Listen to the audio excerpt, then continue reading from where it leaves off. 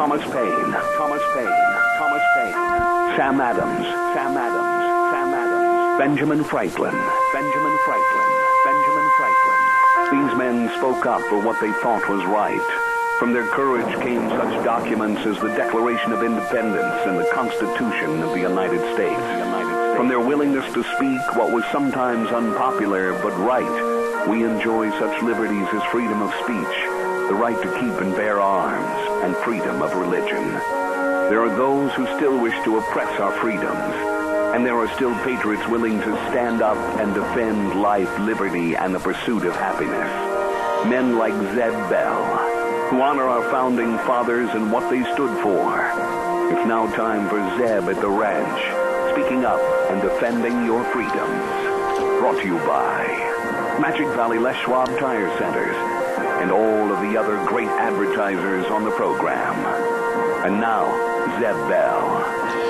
I found this poem with an excerpt from a poem written by Janice Richards. Thanks to all the military fighting for our country, our flag, our freedom, our family. Thanks to all who serve each day, whether at home or far away. God bless our men and women in the United States military. Here comes Kate Smith, and God Bless America, followed by a Patriot with a Pledge of Allegiance for this morning. Good morning, good morning.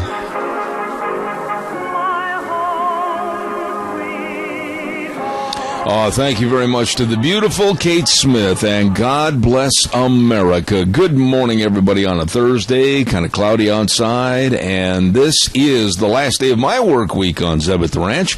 I'm Zeb Bell, brought to you by our major sponsor, your Magic Valley Les Schwab Tire Centers, all 7 locations serving you. Great folks. Along with some of our great advertisers like Ramsey Heating and Electric at 2600 Overland Avenue in Burley. And right now, let's go across the river and through the woods to Wheels' office we go. Do we have a Pledge of Allegiance person? We do, sir. All right, go ahead, please, with the pledge. I pledge allegiance to the flag of the United States of America and to the republic for which it stands, one nation, under God, indivisible, with liberty and justice for all. You know, I love your voice doing that Pledge of Allegiance. You do a wonderful job, and may I say, God bless you, sir. Thank you for calling in. Thank you. You're very welcome. Thank you. That's the way to get it off and running this morning.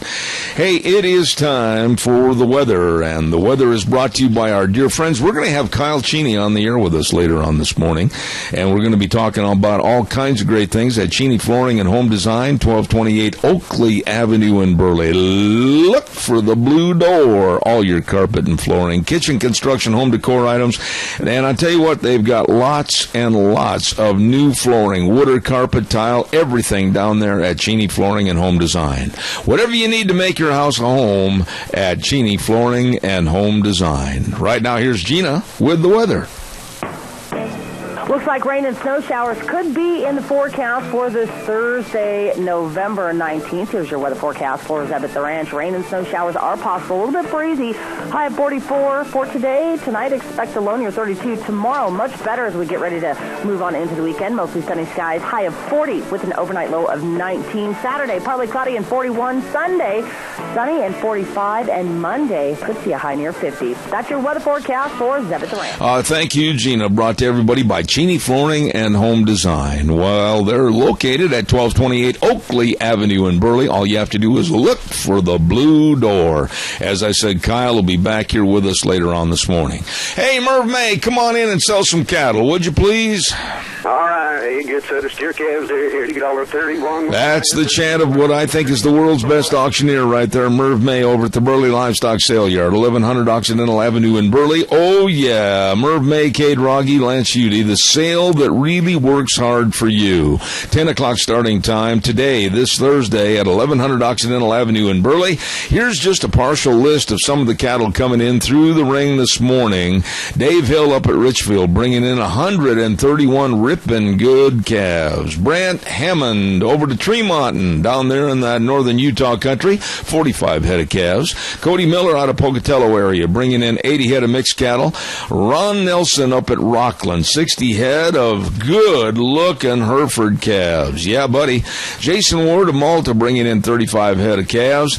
Kelly Searle Burley, 40 head of Holstein steers. And we're going to have a bunch of really good preg-tested cows coming in from Dell, Montana, and also the Bedkey ranches, 40 head of preg-tested cows. Going to be good. Absolutely. 10 o'clock starting time. Burley Livestock Sale Yard, 1100 Occidental Avenue in Burley. Merv, sell those steers. All right, he gets the steer calves there. Here to get all 31, 1.5, 31, 1.5, 32, 2.5, 3.5, 134, 4.5, 5.5, 135, 50, 135.5, selling $1.35. Zeb Bell gets bottom again. Oh, I'll tell you what, I don't mind at that kind of a price. Hey, listen, don't forget Denny's Restaurant. I want to get this in real quick because it's time today for you to pick the winning team between Valley and Prairie for the state championship in their division.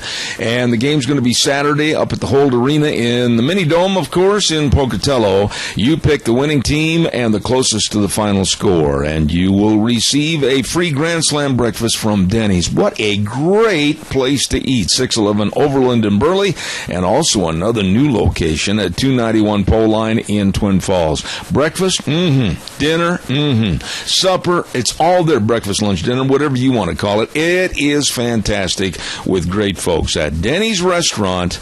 You stop in and see them today. And by the way, real quick, our lunch bunch will be next Tuesday. Don't get confused. We're going to change the day because of Thanksgiving. It's going to be next Tuesday at Denny's in Burley. I would really, and I mean this, appreciate your help this morning. I have come under fire from a lot of the liberals in this area that do not want me on the air saying that we do not want the refugees here in Magic Valley. Well, that's not exactly what was said on this program. I thoroughly am convinced that we need to have a better vetting process because right now there is none. For those in the audience, the Democrats and those of the liberal persuasion, there is not a thorough vetting process. The CIA, the FBI, and Homeland Security is begging for opportunities to really thoroughly vet these people so we know who's coming into this country. So I guess what I'm asking you to do for me for a favor today is let's just go ahead and answer the question. Simply put, do you, the listeners of this program, and I'm not going to get into your politics, I'm not going to get into your party affiliation, do you, the listeners of this program, want Syrian Muslim refugees brought here without any more verification as to who they are or who they might represent? You just want them to come in carte blanche? Or do you want me, like me, to say we need a much more stringent qualification and verification system? I want to know. I want to use those numbers against the people that are really coming after me. Most Americans in the latest poll do not want, I'll emphasize those words, do not want Syrian refugees here in the United States. The reason being we don't know who they are. And I'm going to say this, and I hope the Democrats are listening. In the face of Obama, I saw evil and arrogance the other night on television, watching him as he gave his speech and his tirade against us. He's really haranguing against us, his own countrymen, his own people, his own taxpayers, and that was very scary. Caller, I'll be right there. Stand by. For those that know me very well, I'm 68 years old, and I am not one and never have been that you can come up and lecture to or talk down to. If you want something from me and you ask it and you have a sincerity about you, I will bend over backwards to help you, aid you, assist you, and help your project. But don't you ever lecture me or talk down to me. And right now we have an imposter of a president that has put all of us down because we are scared, we are worried, and we believe we're being deceived, and quite frankly, we are. Caller, good morning. You're on the air. Well, good morning, Zeb. Yeah, I can't talk down to you because you're too tall. Oh. I'm a short man, so I can't talk down to you. But I do agree with you 100% that we should not bring any more of these refugees into this country unless they are much better vetted so we know who they are, where they come from, what their affiliations are, because we don't know at this point. And, that's just taking a big risk on our part to let them come in here, as you say, carte blanche. Well, I appreciate your call, and I'm going to put you down for a no vote. You do not want any more without verification. Is that correct? That's absolutely correct. All right. I always appreciate your call and your opinion. Thank you very much. I got you down as a no vote. Thank you very much.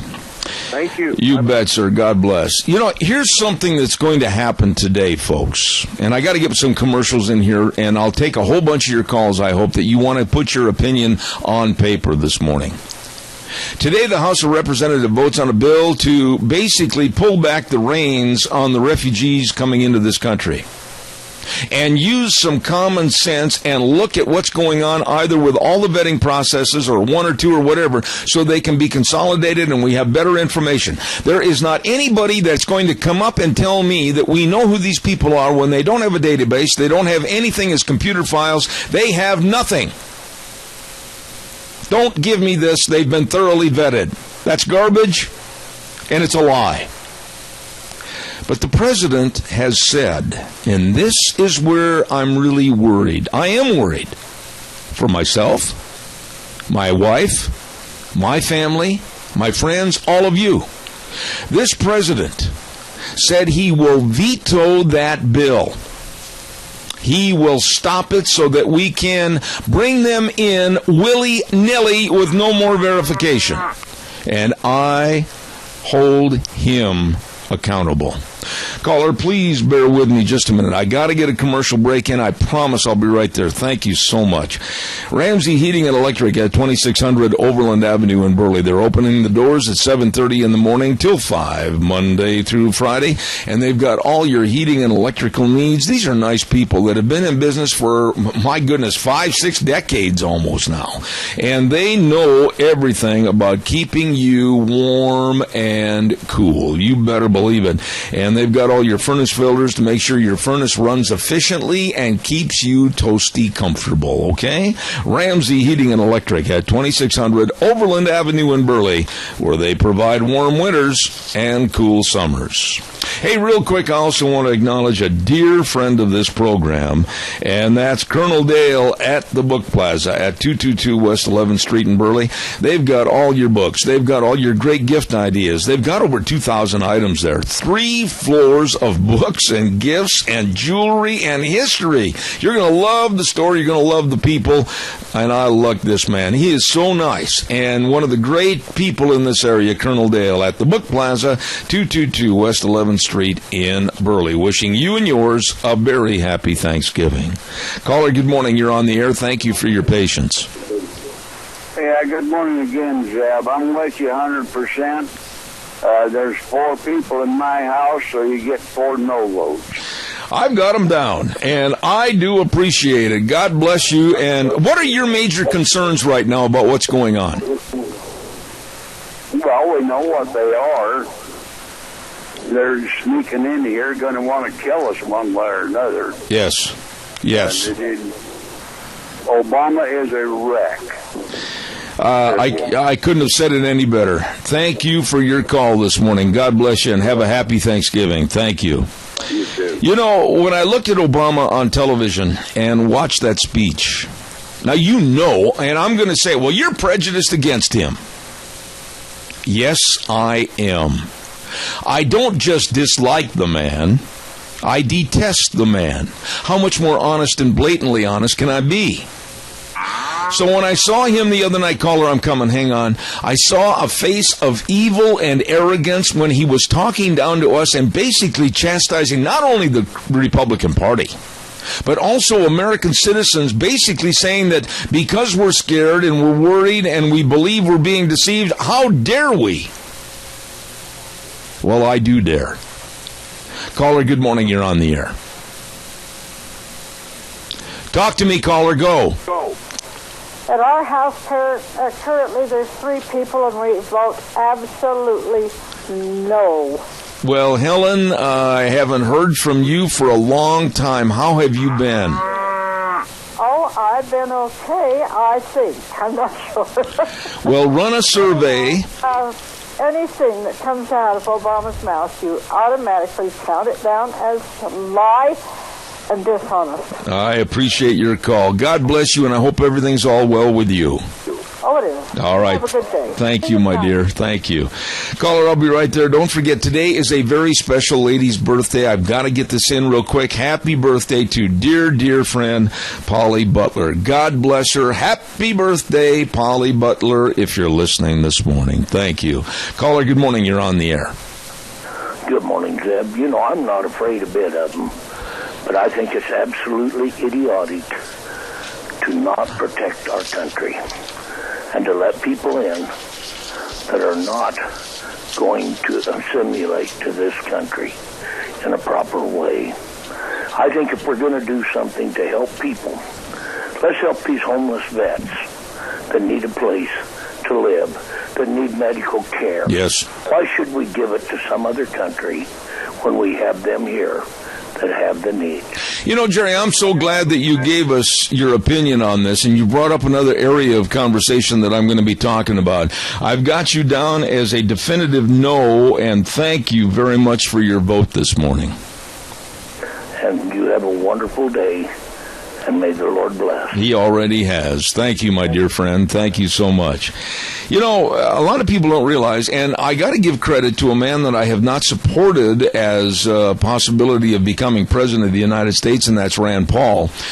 But, you know, economically speaking, he did lay it out yesterday when he was talking about, hey, we bring these people into this country. Oh, boy, we're great humanitarians. Oh, boy, wonderful Americans. Oh, boy. But wait a minute.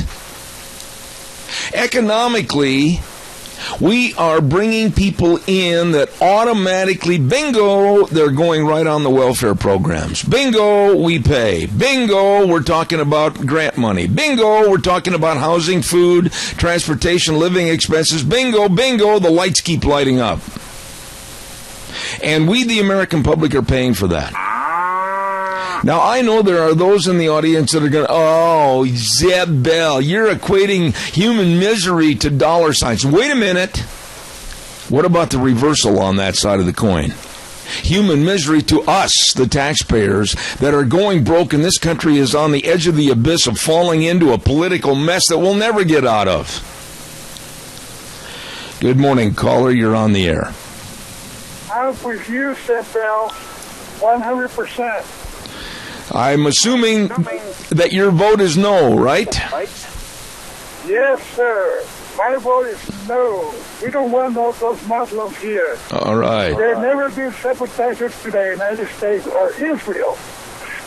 Their whole agenda is to take us over. And they never will be able to assimilate us. You know, look around you.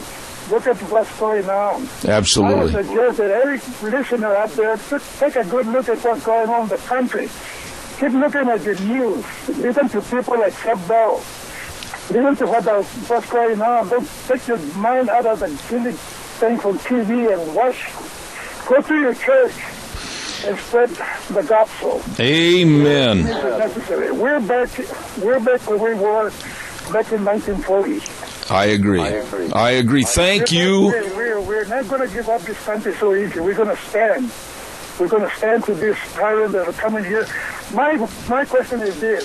If they're so good, why come the Arabs are not taking them? How come every country that takes them suffer the consequences? We don't see no Arabs out there taking them. I suggest that we should make a camp for them over there, corral them over there in their own country. Why do they need to come over here with their other keeping? I agree with you, and Wheels, I've got a little feedback right there with the caller. It might be up a little hot this morning. Caller, God bless you. You are one super gentleman that has called into this program for many years. Thank you for voicing your opinion this morning. God bless. Thank you, sir. Thank you. God bless America. Thank you. Yes, that's right. I'll reiterate that. God bless America. We're going to take more of your calls in just a few minutes, and I want to mention, too, there are so many things that are being thrust upon us with this refugee issue. It's not just the refugees. We're looking at a lot of encumbrances that are going to come out of our pocketbooks and hurt our environment and our infrastructure. So stand by. Hold on. Caller, can you bear with me just a minute? I got to get this in. Burley Physical Therapy and Rehabilitation at 1263 Bennett Avenue, Suite 2 in Burley. All the physical therapists that are working there under Nick Greenwell, my, do they know sports medicine. My, do they know exercises. My, do they know how to help you get back to being you. You know, I am the one that's guilty right here of not getting in there this last week because I've had so many commitments time-wise. I've got to go in there and start thinking about myself. I got to get back to being myself, and they can help at Burley Physical Therapy and Rehabilitation, 1263 Bennett Avenue, Suite 2 in Burley. The number to call, 678-1191. Also, real quick, don't forget on Tuesdays, Dr. History is brought to you by Minnecasia Sales. Losing my voice this morning. I apologize. 1321 East Main Street in Burley, right across from the airport. Oh, my goodness, they've got everything over there. Those western windows. And for the farmers and ranchers, the cows have come off the hill. They've got all the tartar gates and panels. They've got everything over there with Zach and the rest of the crew. Minnecasia Sales, 1321 East Main Street in Burley, bringing you on Tuesdays, Dr. History. Caller, good morning. You're on the air. Good morning, Zeb. Yes, sir. Just want to weigh in here. There is no immigration process. It's an invasion led by an Obama administration. He's their leader, and he needs to be removed. I'm calling on all of our elected officials and citizens everywhere to make this happen. It's just destroying us. You know, I agree with what you just said to the point where I think it's time for the citizenry of this country to stand up with a loud voice and say enough is enough, Obama. We are not going to stand by and have you lecture us and criticize us, the taxpayers, and minimize our health and safety standards by bringing in people that we don't really know who they are and putting us in a position to where we're much easier for attack with the people that represent Al-Qaeda and ISIS. Amen. God bless you for your call this morning, sir. Thank you. I've got it down on the list. That's the good work. Thank you. You know, I'm not afraid to admit I'm afraid. I'm not.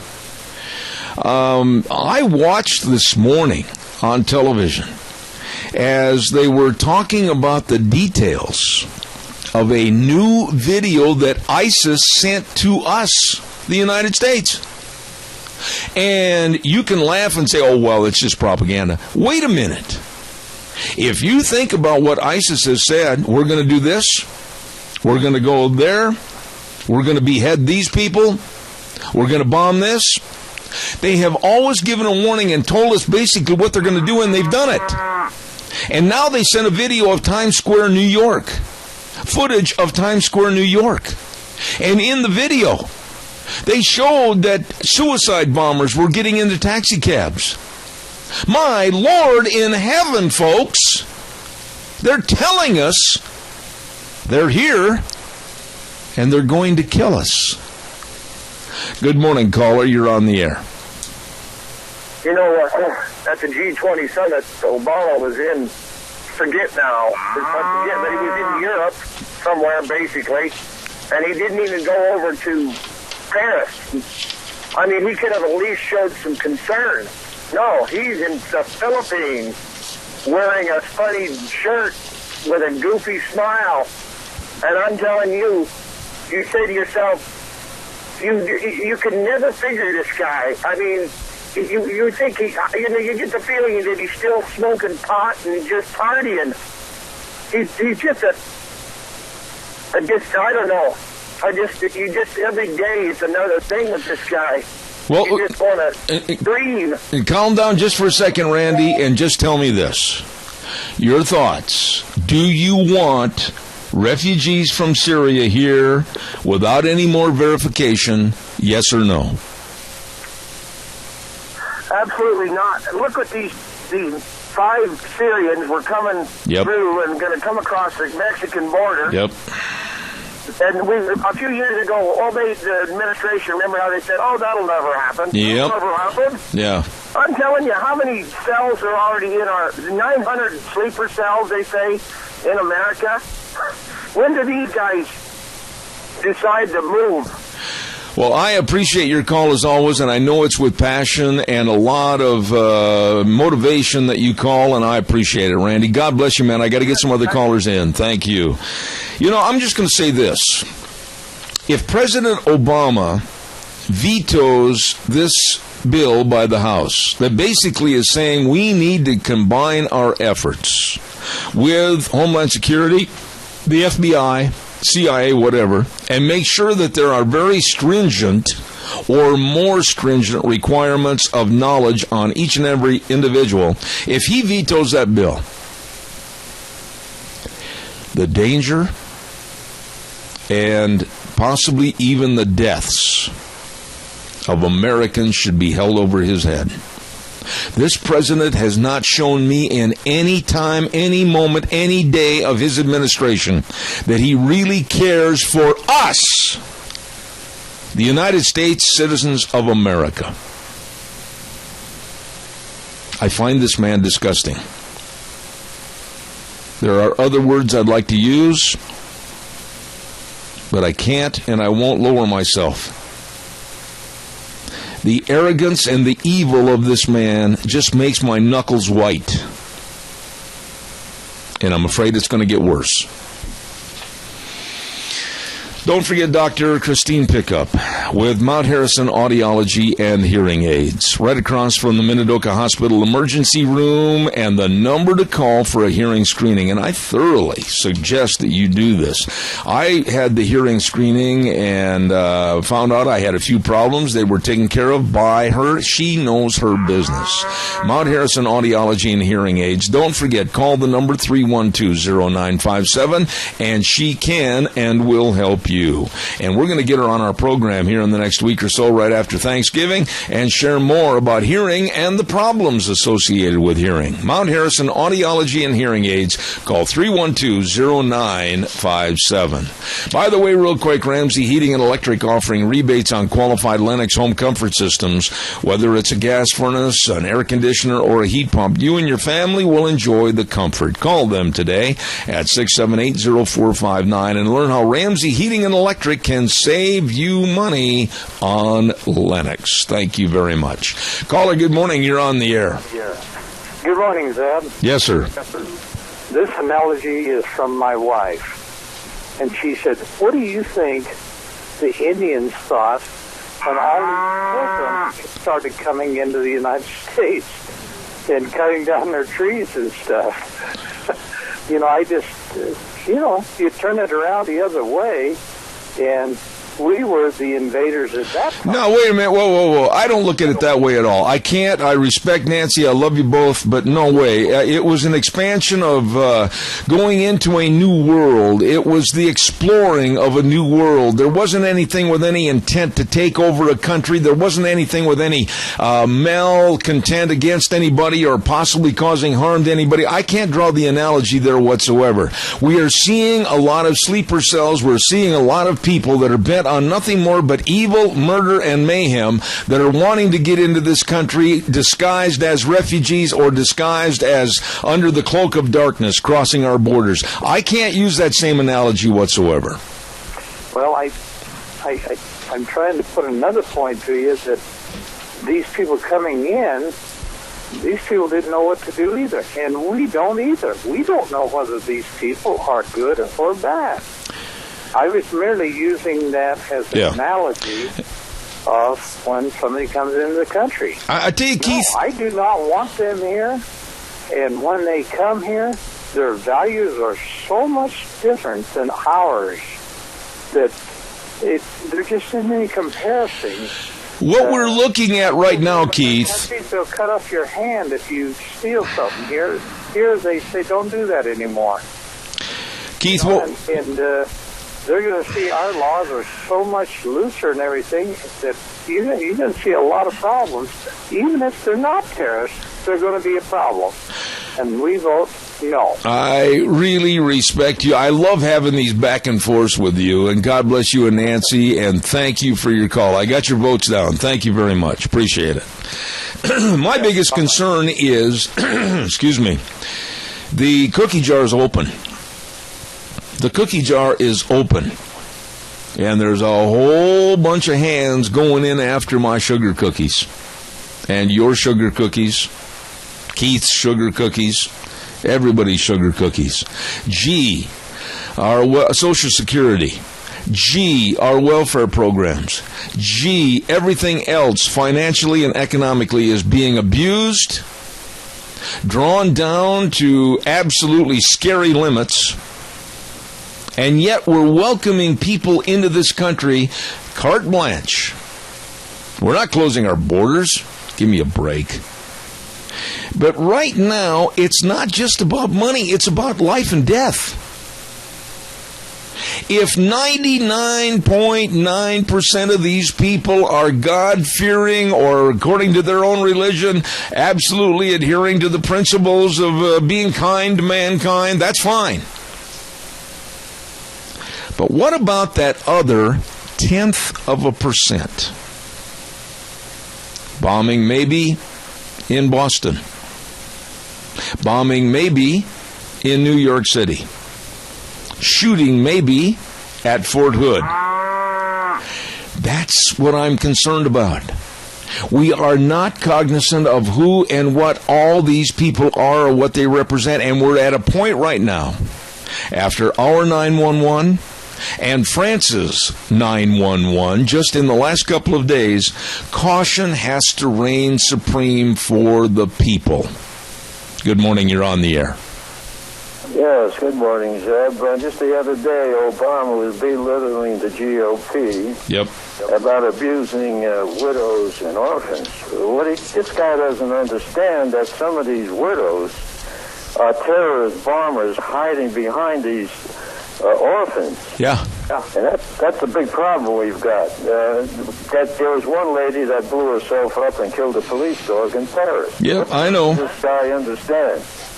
You know, it's absolutely insane for me to sit here and have the president talk down to you, Tony, and me, Zeb, and lecture us about what kind of bad people we are because we are scared. Don't tell me you're not. You are.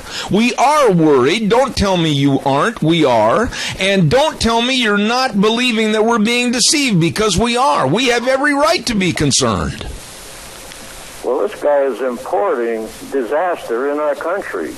I can't understand why we don't have a military takeover of this government until this guy is out of office. I would absolutely welcome a shortage of his tenure in office. He still has 427 days left, which is 426 days too many as far as I'm concerned. Tony, I've got you and Mary down as a no vote. Thank you very much. Okay, bye. God bless you. I'll tell you something, folks. This ISIS video that came over to the networks this morning, and I respect some of the networks for not showing all of it in its entirety because it's extremely thought-provoking and worrisome about what ISIS said they're going to do to us. I mean, they're blatantly telling us what they're going to do. And at the same time that we're scared that we're going to start seeing more terrorist attacks on our soil, and by the way, all 50 states, it's not just New York, it's not just Chicago, LA, Dallas, Texas, whatever, it's all 50 states have had terror threats already from ISIS. Yeah, buddy, that includes us, little bitty old Idaho. We need to be worried. and we need to be very concerned. Caller, good morning. You're on the air. Good morning, young man. I would like to say, do not blame one man for this, meaning Obama, because we have got several, many from the states that are supposed to be representing us in Washington that are doing absolutely nothing, and they have got the power to get rid of him. I agree with that. And you know something, Del? I think you're right. We always hang the Obama on everything as the major factor of fault. But you are correct. We have a lackadaisical, worthless Congress and Senate that have not stood up and acted like they had their big boy pants on for a long time. Thank you for bringing that adjustment to the program this morning. I think everybody better start in getting rid of all congressmen as well as the president. There you go, sir. God bless you for your thoughts, and thank you for that added point. Okay. Thank you very much. He's right. You know, the congressmen and the senators, it's about high time they started remembering, oh, gee, I've got a constituency at home that, they voted me into this job. Maybe I better start listening to them. Caller, please bear with me a moment. I'll be right there, I promise. Don't forget Barry Equipment and Rental. Now, they've been on my program for a long time, and at every location on South Lincoln and Jerome, Addison Avenue West in Twin Falls, and 159 West Highway 30 in Burley, they've got all the equipment you need to get the job done right. And I'm talking equipment. I'm talking those Bobcat skid steer loaders. That's hard to say. But my goodness, I got to get one of those and use it out in my corrals and everything. I can't wait. That's going to be fun. And they've got all the Doosan loaders. They've got everything to get the job done right. They're open Monday through Friday, 7:30 to 5:30, Saturdays 8 to 5. Please get a hold of them because they can and will help you. Addison Avenue West, Twin Falls, South Lincoln, Jerome, 159 West Highway 30 in Burley, Barry Equipment and Rental. Caller, thank you for your patience. Go ahead, please. Good morning. Hi, Linda. Hi. I'm going to have to vote no because I feel we need to protect ourselves if we can't sort the bad from the good. Also, you know, the natives helped the pilgrims, the early pilgrims, or they wouldn't have made it through that first year. That's right. And may I wear my pilgrim costume to Lunch Bunch on Tuesday to show my appreciation for that? I would be honored to have you like that, dressed like that at Lunch Bunch. God bless you. That's a wonderful idea. Thank you. Thank you. All right, Linda, I will see you tonight. You're going to be crooning a tune for us, I believe. Thank you so much. Yes. God bless you. Thank you. Bye-bye. God bless you. That is a wonderful, wonderful lady, Linda Croft. I just love her voice. Nobody sings the national anthem any better than she does, believe me. Caller, good morning. You're on the air. Zeb, you don't suppose that guy that we call president went to the Philippines to set himself up an asylum over there in case he gets kicked out of the country here? Well, I'm not going to deal in speculation, Bob. That's not my ball game. I deal only in facts. Okay, and wait a minute. Don't go away. But I do look at this man as basically a scared rabbit. This is my own impression of him, that he did not want to put his face, he did not want to put his administration in the public eye of all the newscasts. He would much rather turn face and run, which he did, and then come back overseas and criticize his own countrymen. That I find to be appalling. Yeah, you're right. And you know, when these ISIS and everybody, when they get done with him, they're going to cut his head off, too. Well, I don't wish any ill will or any physical reactions to anybody like that, but I'm telling you, as a leader, this man has absolutely not carried the football up to the line of scrimmage. Thank you, Bob. God bless you. -0. Yes, sir. Thank you very, very much. Caller, I'm going to ask your patience also because I've got to get the weather in. It's 60 seconds. Bear with old Zeb just for a minute. I want to remind everybody that Nicole over at Mad River Laser is going to be having what they call a small business Saturday event on the Saturday right after Thanksgiving. They're going to be extending their Saturday hours from 10 a.m. to 6 p.m., and they're going to have prizes and sweet treats. What's that? Sounds good. And everything in the store is going to be on sale. Door prizes will be handed out. I'm going to try to get over there. Free engraving on all the buck knives, dog tags, cups, mugs, water bottles, whatever. Oh, you got to enter to win. They got a whole bunch of prizes to give away, too. Woo! That's going to be on November 28th, right after Thanksgiving. They're going to be closed Thanksgiving and that next day, Friday, but open on that big small business Saturday event on the 28th at Mad River Laser, 502 East Street in Rupert. Here now is the weather. Looks like rain and snow showers could be in the forecast for this Thursday, November 19th. Here's your weather forecast for Zeb at the Ranch. Rain and snow showers are possible. A little bit breezy. High of 44 for today. Tonight, expect a low near 32. Tomorrow, much better as we get ready to move on into the weekend. Mostly sunny skies. High of 40 with an overnight low of 19. Saturday, partly cloudy and 41. Sunday, sunny and 45. And Monday, could see a high near 50. That's your weather forecast for Zeb at the Ranch. I really appreciate Gina. She does a wonderful job putting together that weather. Thank you. Brought to you this hour by Mad River Laser, 502 East Street in Rupert. Caller, again, your patience is appreciated. Go ahead. Good morning. You know, anytime our illustrious leader opens his mouth, it's just a pack full of lies. You know, he makes the point that if there's a shooting in this country, you know, we're going to take away the guns immediately. But when there's a danger like there is with these terrorists, you know, we're going to defend that. We got to bring these people in here. But last night, CSI held a forum. They had a professor from Whitworth College out of Spokane, Washington, come here. It was a packed house, and his topic was the worldview of Islam. Well, the guy claims he's a Christian, and born in Lebanon. Well, I can guarantee you, I took notes, and one of the things that he just tried to correlate that, you know, Islam is just like other religions. He said, is it a religion of peace? And he said yes and no. He said it's like other religions. He never used the word theology all night. Yeah. Tried to avoid the political implications. It was just an hour and a half of propaganda. You know, it had some truth to it, but an awful lot of lies. And it's what's happening to our churches. They're being indoctrinated, as Pastor Sharon Hadian said, into this Chrislam. Yeah. We combine the two. Yep.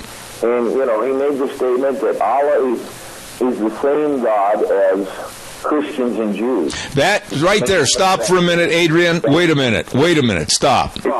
Right there is a point of contention with me that anytime anybody ever tries to force that down my throat or into my ears, it's not going to happen. I am very much offended because we will have these people of a lax of intelligence and knowledge try to compare the Christian God with the Muslim God, and they better not do it on this program.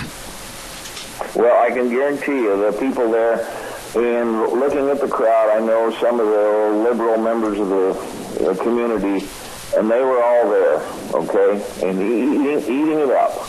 And, you know, and so it was really interesting. But, yeah, he said that Allah is the source of everything that is good. Oh, brother. I mean, I wrote down, I can write fast. I take extensive notes. Okay, good, but, like this. Okay. And, you know, and then he points out why, it was just unbelievable. And he did point out, to his credit, that their salvation really depends on becoming a martyr, but then somebody pointed out that martyr doesn't necessarily mean that you have to get yourself blown up, but that's the way it's worked out. Yeah, but wait a minute, they're still killing people. Sound like Allah and the worship of Jesus of the Bible is basically the same. Oh, my goodness. In fact, of course, they don't believe in Jesus as being a divine person other than just being a prophet. All right, I got to interrupt you right now. Whoa. Stop, Adrian. I've let it go. I got other callers waiting, but I want to have you call me after the program. I'm going to schedule you to come out. We'll talk about this more at greater length. But right now, I can't go into a long dissertation. I got things I got to get in. I do, honest to goodness, appreciate your call on this because I think it opens up my eyes. Well, I think the point I want to make in wrapping it up is that this is the kind of propaganda that's going on. It's going on in our churches. He was a member of a Protestant church. I won't mention one, but this church also is associated with taking these refugees in. Okay, that's enough. I got to wrap it right there, Adrian. Thank you. I see what's going on. I really appreciate your call on this, and I'm not trying to shut him off, but I got other callers that I have to respect also. But I'm going to get him on the air. We'll talk more about this. I didn't know about that forum, but I'm going to get more information on it. Thank you. Caller, quickly, you're on the air. Thank you very much. Hi. What happens if Obama vetoes the thing on the immigrants? Well, I'll just tell you. The Homeland Security, when FBI, when 30 states or more, I'll say, put a halt to it until it gets figured out. What happens? Do we have any recourse if he vetoes it? You know, the politicians are sitting there, Lorna, and they're just basically saying, boy, I hope that we can get this bill through. It's a bipartisan. There's a lot of Democrats that will probably follow the Republicans.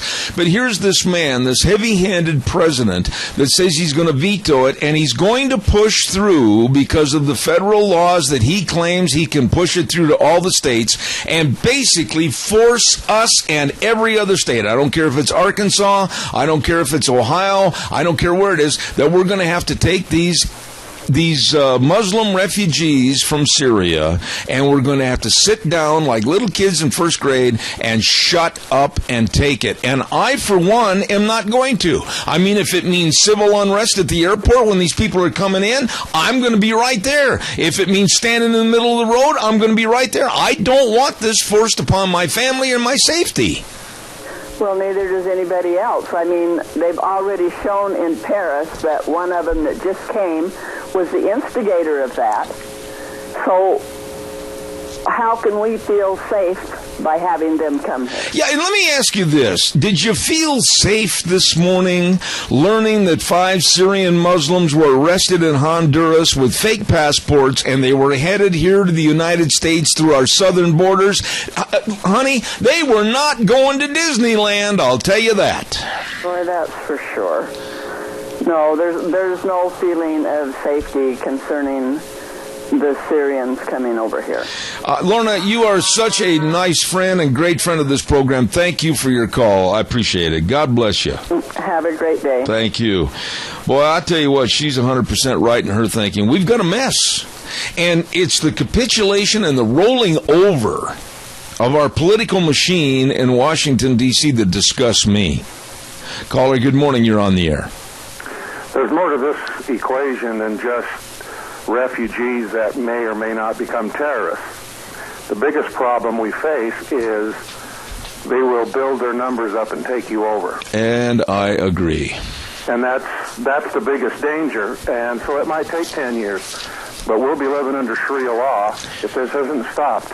We can help these people in their own country.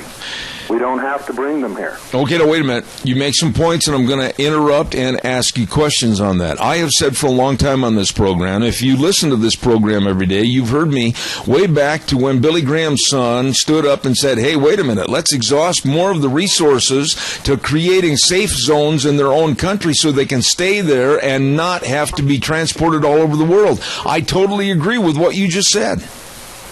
Well, the bottom line for me is this. Our president is a Muslim, and he's protecting these people by bringing them in here to ruin the country. That's plain and simple. And anybody that doesn't believe that, you just have to look no further than the man's action. You know, when you say that, I do not have, and I know you, sir, hang with me on this for a minute. I'm not criticizing your statement by any means.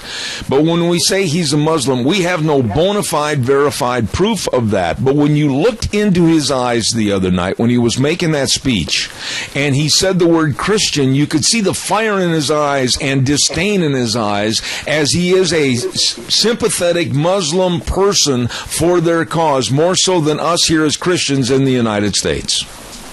Well, I can't think of a pro-Muslim person that advocates more for the Muslims than Barack Obama does. I agree. So I don't care. I learned a long time ago the man couldn't tell you the truth if it was on the end of his tongue. So the actions is what I look at. And what he's trying to do, everything that he's done to this point in regards to the refugees is to dilute this population and to take America down. I agree. I appreciate your call. I've got you down as a no vote. Thank you for your diligence in calling in this morning. God bless you, sir. Always welcome. Thank you. Thank you.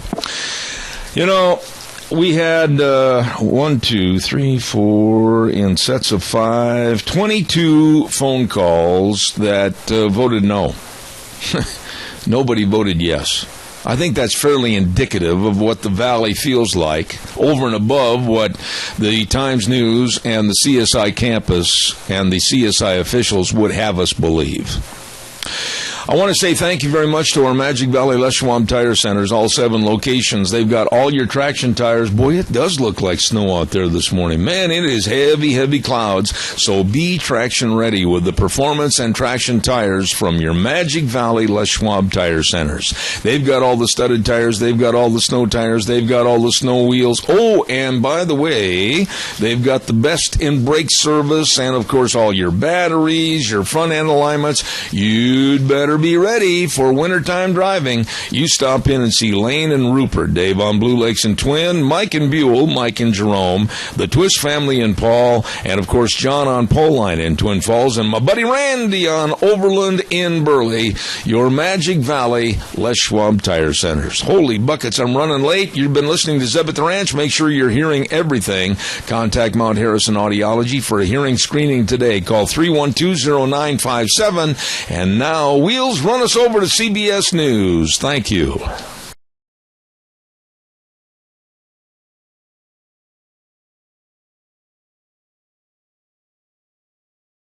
Each other because we'll be coming over to your house for Thanksgiving. Yes, I do realize that. What should I bring?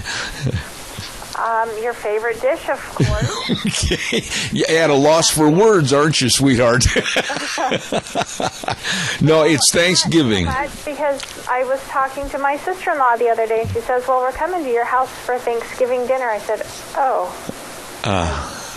But, you know, we'll roll with it. If that's what happens, it's great. Well, listen, we've got an awful lot to be thankful for. And I just want to say this. We're almost out of time, but Kay, you have been outstanding as the chamber director and supplying all this information about the various events and things that are going on in the Valley.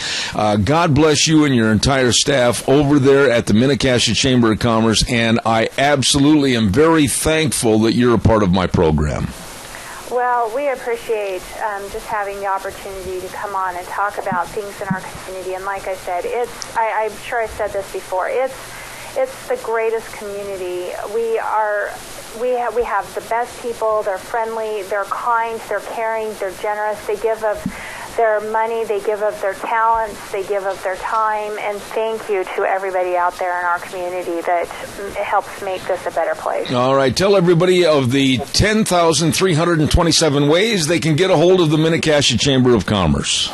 Okay, come by and see us. We're located at 1177 7th Street in Hayburn on the beautiful Snake River. Give us a call at 208-679-4793. Find us online at MinneCasiaChamber.com. Like us on Facebook and follow us on Twitter. Happy Thanksgiving. Likewise, and I just want to mention to all the listeners out there, next week is Black Friday. Be sure to support our local merchants, but don't come by my office because we'll be closed Thursday and Friday. The following Monday. But all right. Just support our local businesses this Christmas season. All right, Kay. Thank you so much. God bless you. Have a good one. All right, thank you. We're going to run over to Minidoka Memorial Hospital in just a moment. Stand by. I want to remind you about Cameron Siemens Insurance, Highway 24 in Rupert. Oh, my goodness, all your coverage about life insurance, health insurance, retirement planning, employee benefits. They know. They really are the professionals that can help make sure that you are covered. You don't want any mishaps. You don't want any mistakes. That's why you want to work with the pros.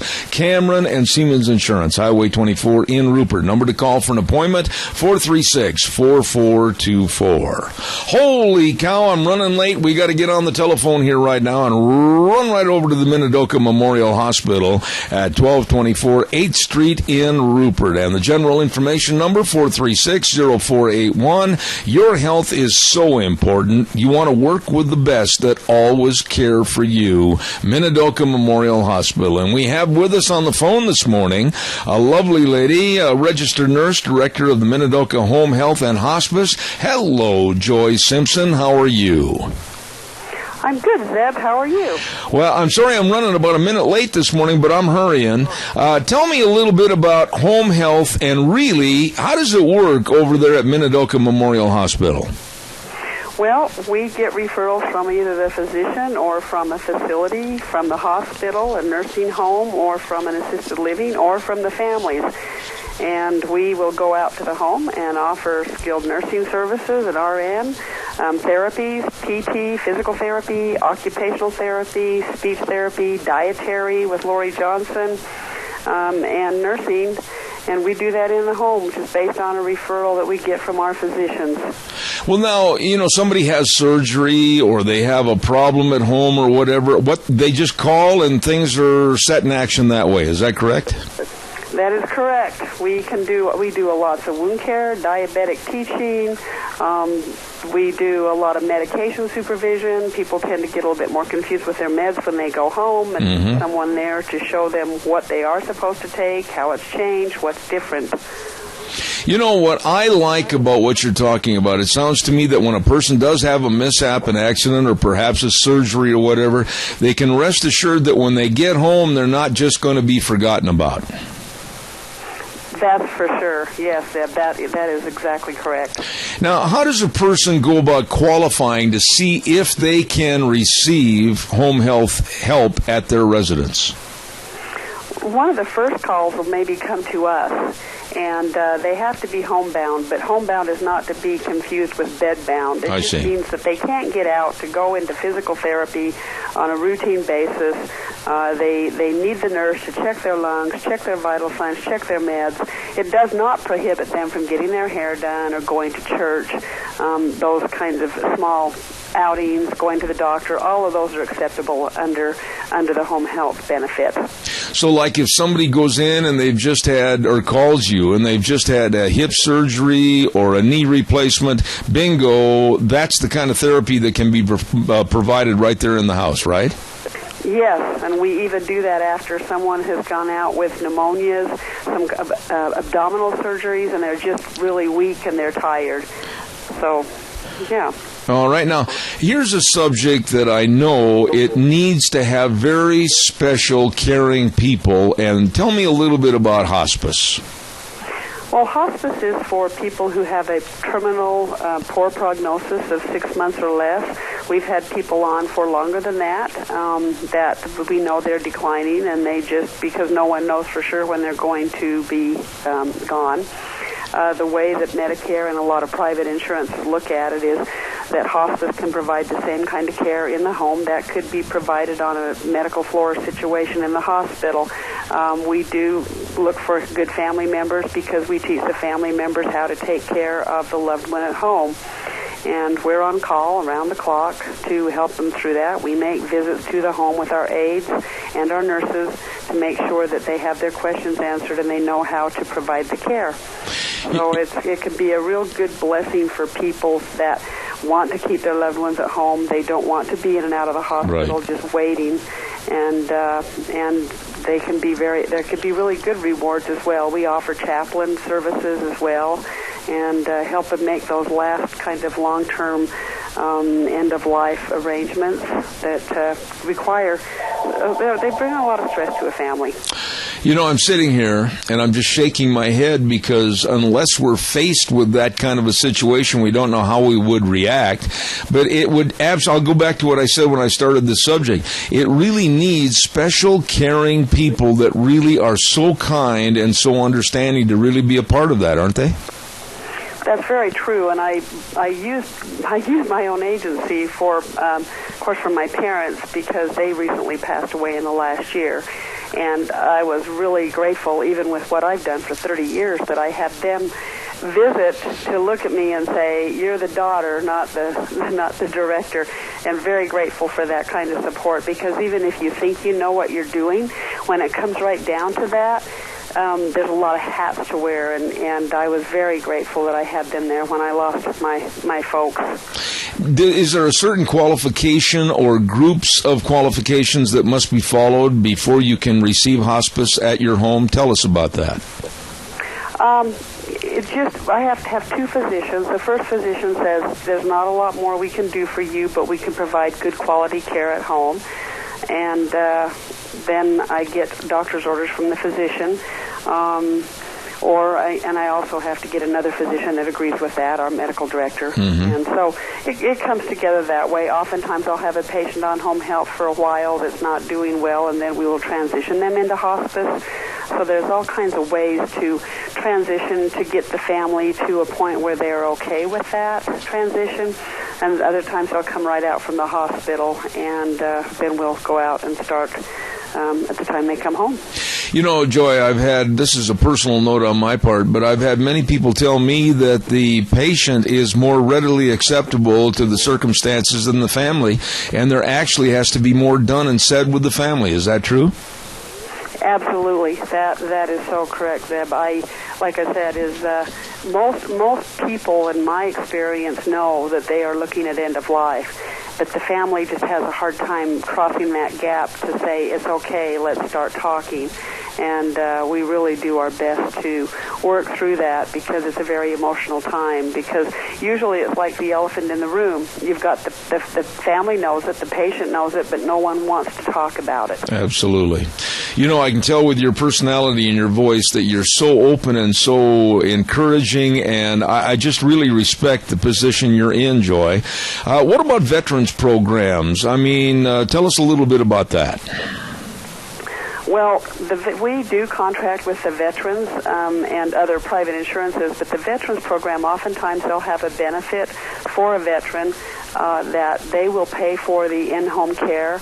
This is like an aide and attendant, personal cares, not for the hospice. They will cover hospice, but just talking about people that, for the long term, need someone to come in and help do the bathing, mm-hmm. or personal cares or light-duty housekeeping, aide and attendant kind of stuff. And my father, I've had several relatives that have been on this for years, and they pay for that, and they do a good job. And so we do contract with the veterans on that note. Okay. There's a note on the sheet that you sent me, and I'm so God blessed that you sent this over to me so I can be more aware of what's going on. But what about the costs and who pays? I would imagine that the costs have got to be, in some cases, enormous. The home health and the hospice, we will bill their insurances for that, and sometimes there's a copay for the hospice and the home health, like the home health, skilled nursing, OT, physical therapy, speech therapy, that will be covered by insurances.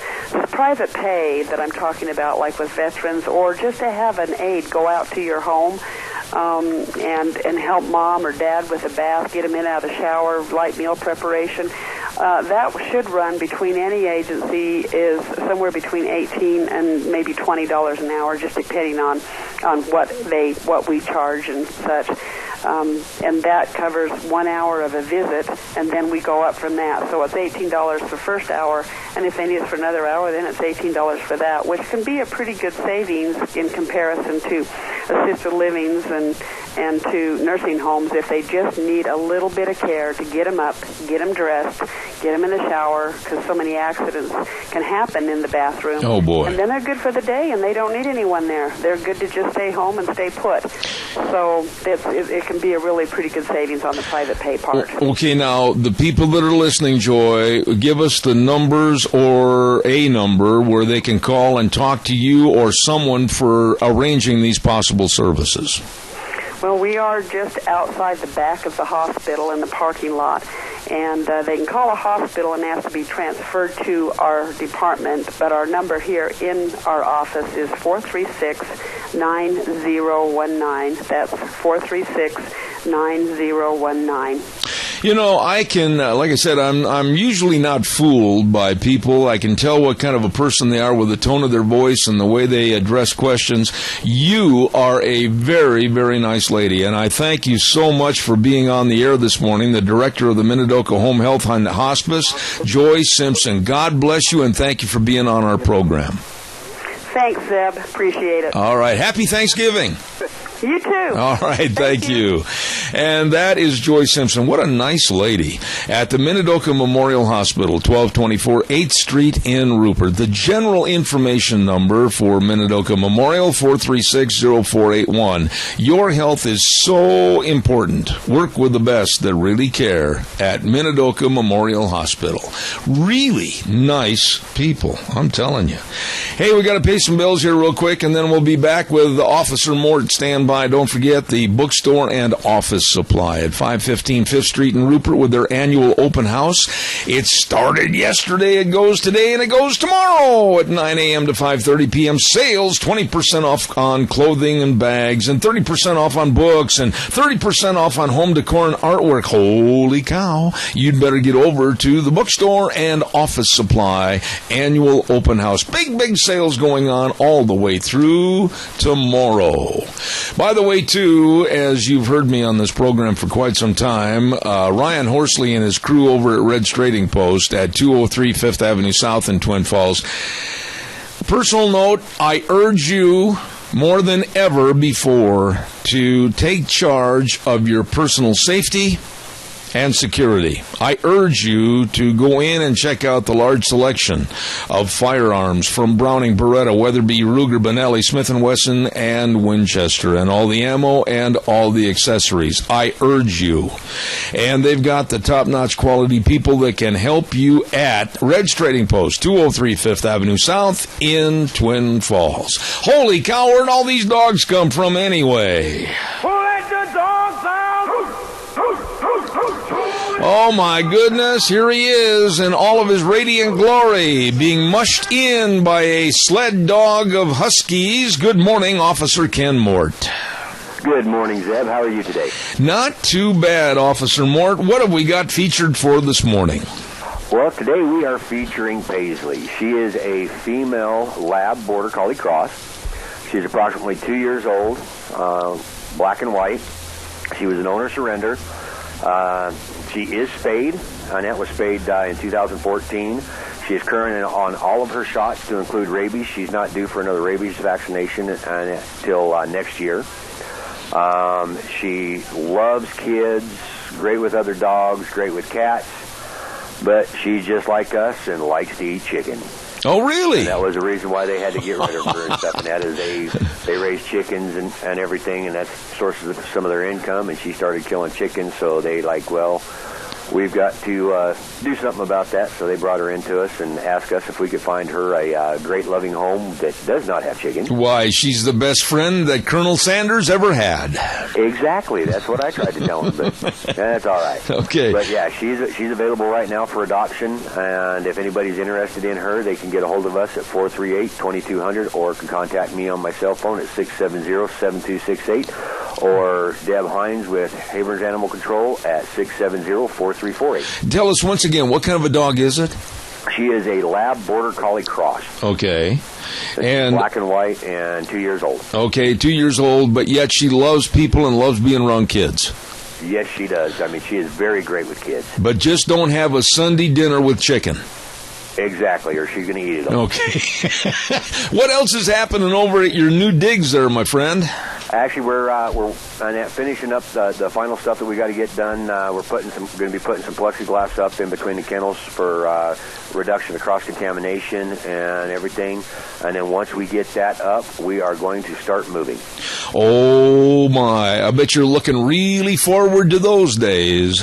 We are. We've had a lot of people that were able to make the open house and ribbon-cutting ceremony, and then I've had a few people that have actually weren't able to make it, that have gotten a hold of me to come over and check out the new facility, and they fell in love with what we've been doing over there, and can't wait for us to get moved in. Hey, let me ask you something. I don't mean to put you on the spot on this, but if somebody's going to the feed store and they want to have a kind of a Christmas spirit, which we're all getting in, and they buy feed for their dogs, maybe buy an extra bag and donate it to you. How's that sound? Exactly. That sounds great. We're always looking for donations of food or bedding. Matter of fact, we actually had a lady that works for one of the hotels, and they had just changed out all of their sheets and comforters and all that stuff. Got new stuff, and we're getting ready to throw the old stuff away. And she made the comment to him. She says, instead of us throwing it away, why don't we donate it to one of the local shelters and let them have it for good use? And she turned around and brought me over a carload. I mean, her back seat was full, her trunk was full, and the passenger seat of her car was full. She said that's all she could fit in there, and she'd be back the next day with a little bit more, and she turned around and brought me another trunk full over the next day. Oh, my goodness.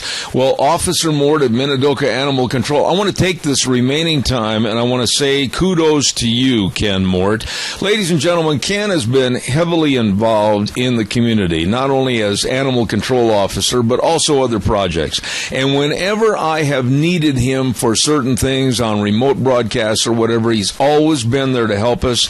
And tonight, God bless him, at the moment's notice, I mean, just yesterday, I called him and I asked him if he could please help us with the sound over at the second annual Pilgrim Pride Dinner at the Golden Heritage Senior Center tonight, starting at 5 p.m. And he jumped in. There he is. Ken, God bless you. You're a superman in our community. And God bless you, and thank you, Zeb. You're welcome, and we'll see you around 4 o'clock or so tonight. Exactly. I'll be there at 4. I'll look forward to it. Where'd all these dogs come from anyway? Holy smokes. They're all over the place. Yes, sirree, Bobby. Thank you, Ken Mort. There's a guy right there that is a very important part of our local community, and I really salute him. Tonight, of course, as I said, the second annual Pilgrim Pride Dinner starting at 5 p.m. at the Golden Heritage Senior Center at 2421 Overland and Burley, $10 per ticket, 5 o'clock till 7:30, and door prizes. You don't have to stay there and warm that chair up for 2.5 hours. If you win, we will contact you, and you've got your prize. And the proceeds go to the Meals on Wheels. Thank you very much. Thursday, and that means I get a chance to visit with one of my favorite people. Hello, Rita Ramsey. Morning. How are you? According to the first hour, if you were to take my blood pressure, it was real high and it was very hot. I am very upset that this president, with his arrogance and, quite frankly, his evilness and his talking down to us and lecturing us, when we are right now in this country, and deservedly so, very scared, very worried, and very deceived as to what's happening, I am livid that this man would step over his own countrymen to basically say to the Syrian Muslims, the door's open, come on in.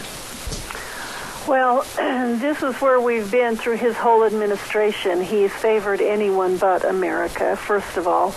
He swore that he would protect, and that's what the government's number one job is, to protect the citizen and their property, and he has literally dumped that out the window, so we know he lied to us from the beginning.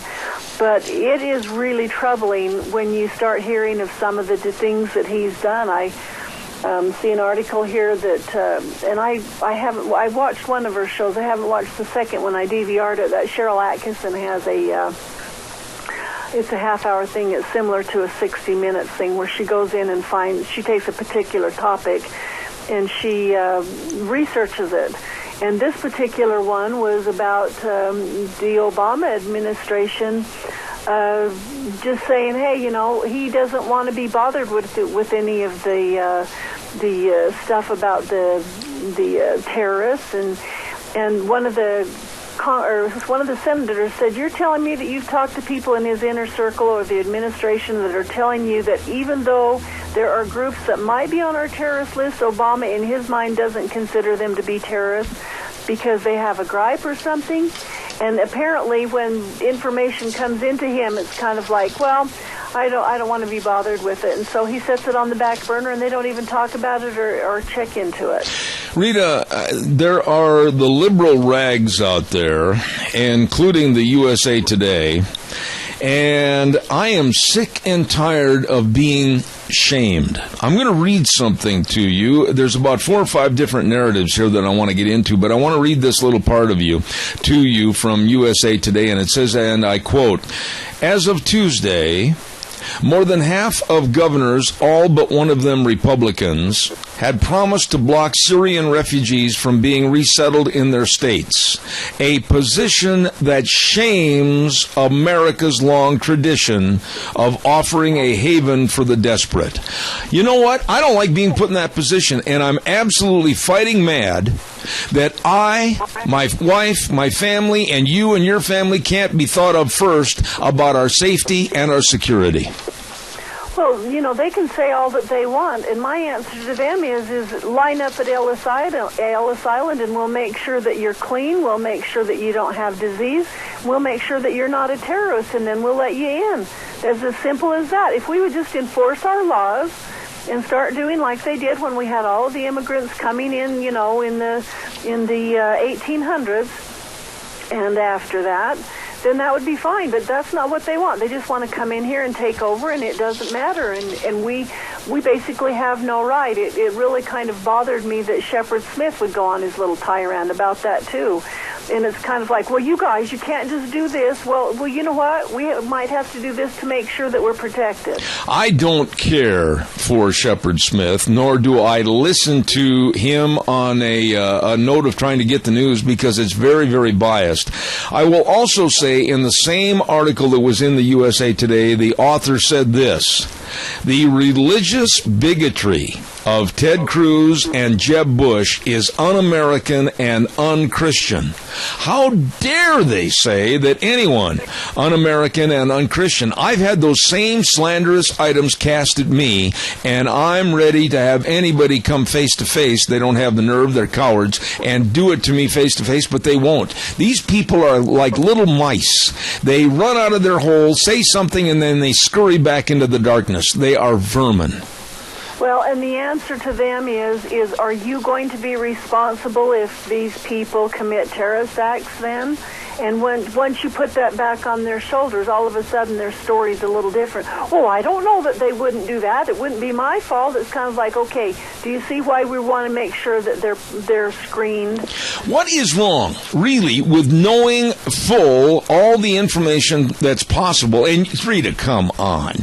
You know as well as I do, when you look at the videos of these people streaming out of one country and streaming into another with basically their clothes and a little knapsack, where are all the databases? Where are all the files of their personal histories and what they've done, what they've achieved, what they haven't done? Nobody knows who they are other than what they tell them.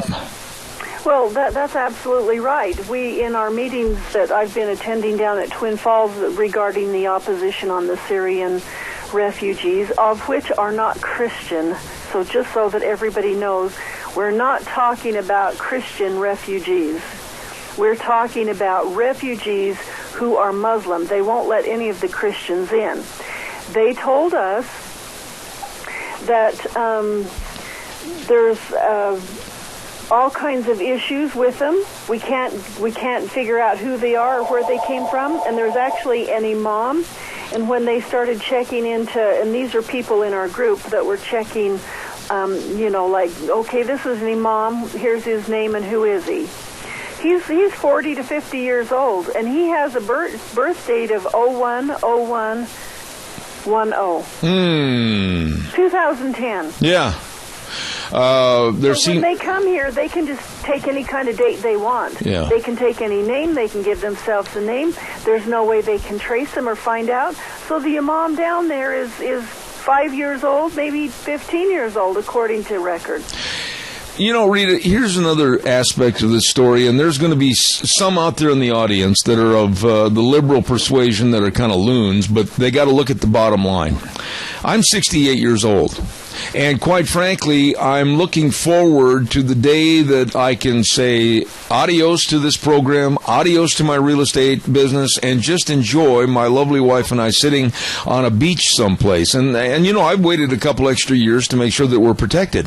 The problem is, when we bring in tens of thousands of refugees here, and they're on the government grant money or housing or food or transportation or living expenses, they're automatically, when they're here, put on our welfare programs. Gee, my dear, who's paying the bill? Well, we are, and the other side of that, and I think I might have mentioned it on your program before. If I didn't, I need to, and that is, when they come here, they get set up on all the free stuff. They have a 5-year track to fast citizenship. So if they'll apply and become citizens, and when they do that and become a citizen, then they get a lifetime of all the free stuff. Yeah, I'm just absolutely livid that this president would stand up at a podium in a foreign country and, thanks to videotape and satellite systems, chastise, diminish, and downgrade his countrymen because we're afraid of this situation.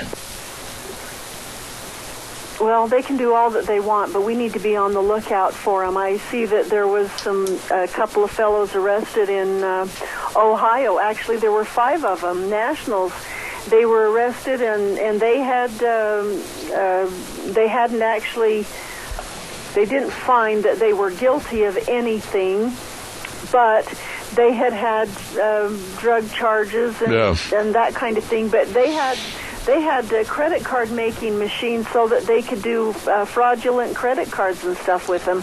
Every one of them have Mohammedo something, so they sound very, very Muslim, and they look very Muslim.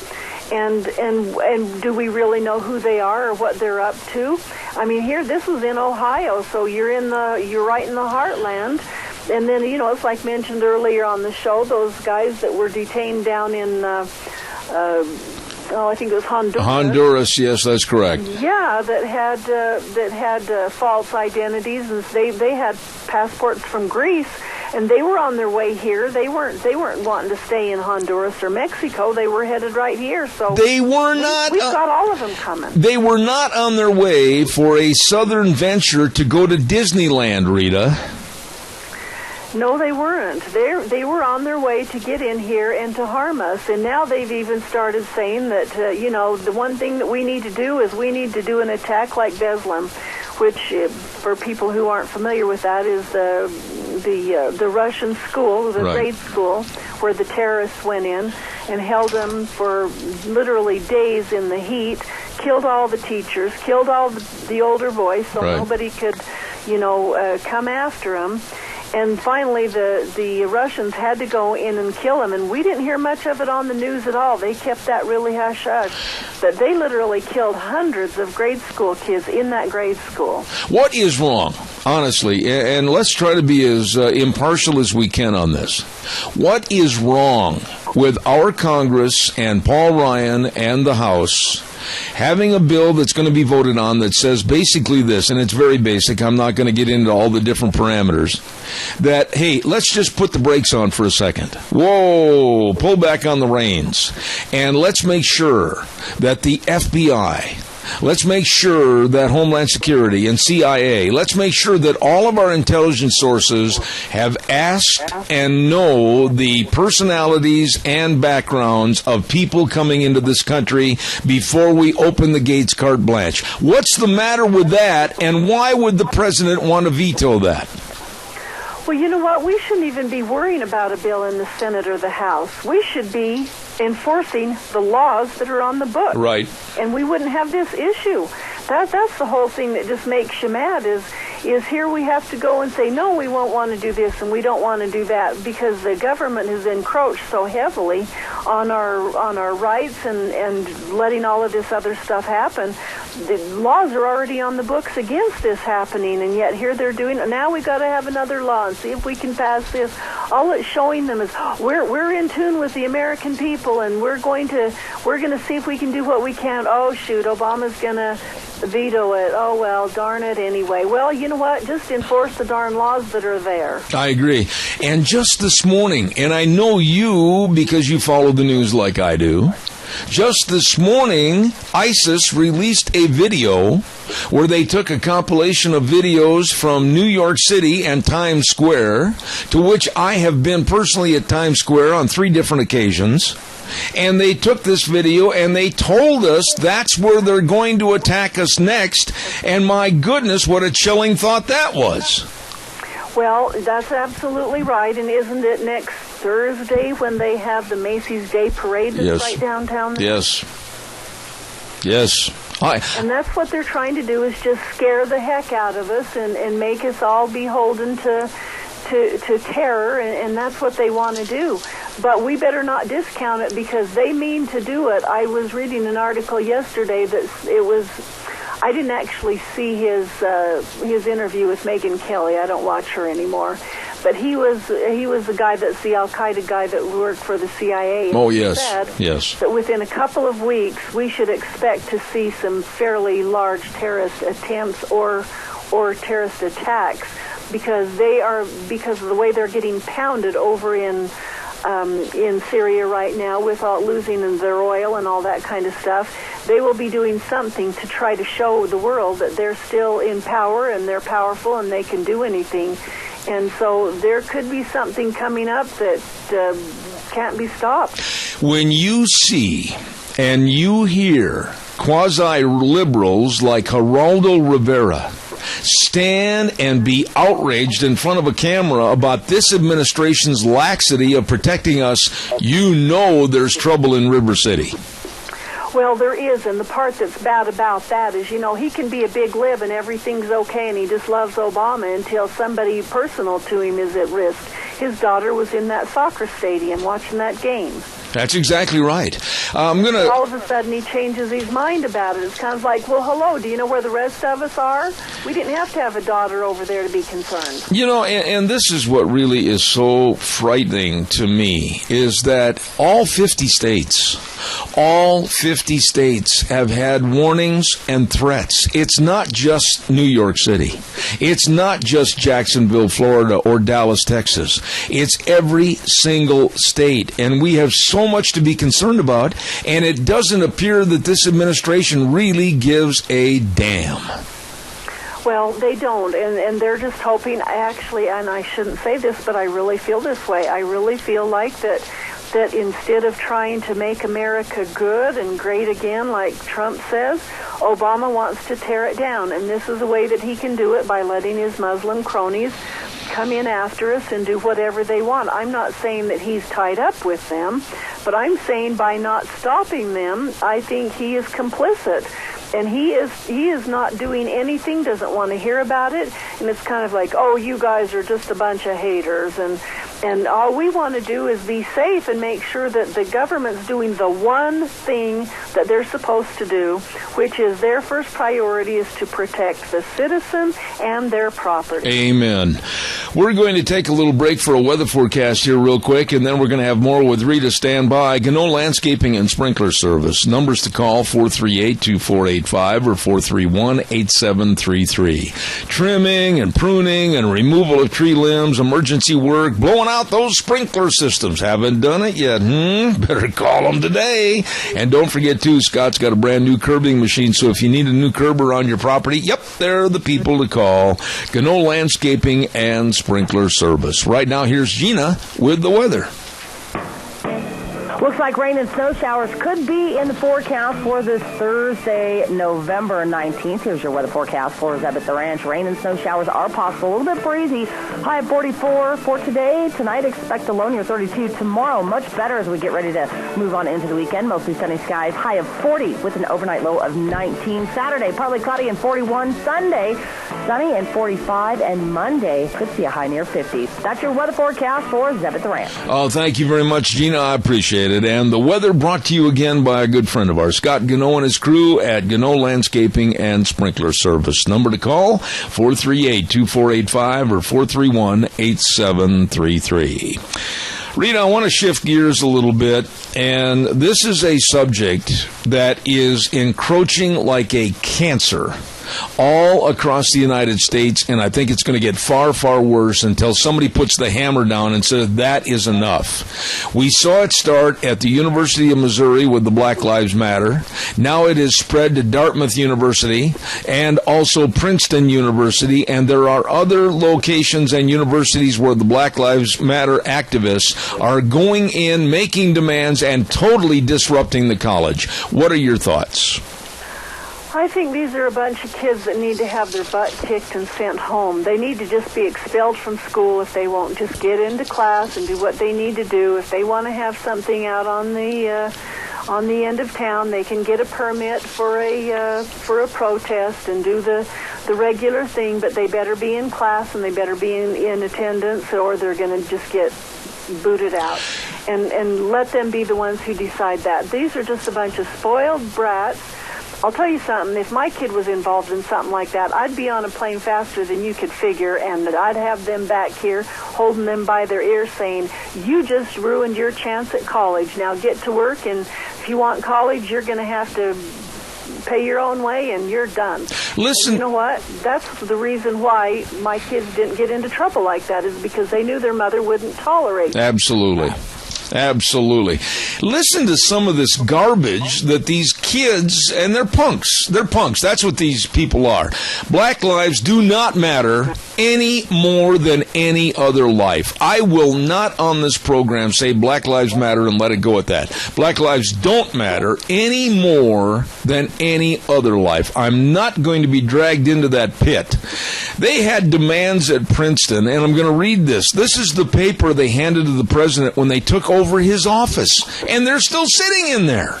The demands were like this. We demand the university administration publicly acknowledge the racist legacy of Woodrow Wilson and how he impacted campus policy and culture. We also demand that steps be made to rename Wilson Residential College the Woodrow Wilson School of Public Policy and change everything. They're making all their demands. What in the world are we kowtowing to these kids for? See, that's the big problem. I just don't understand how they can do it. First of all, you tell them to leave. You can voice your grievances, put them on paper, bring them down here, submit them, go through the regular process. We will address them. Yep. Each of you individually do it. We're not doing this as a group. That's mob rule, and we're not going to do that.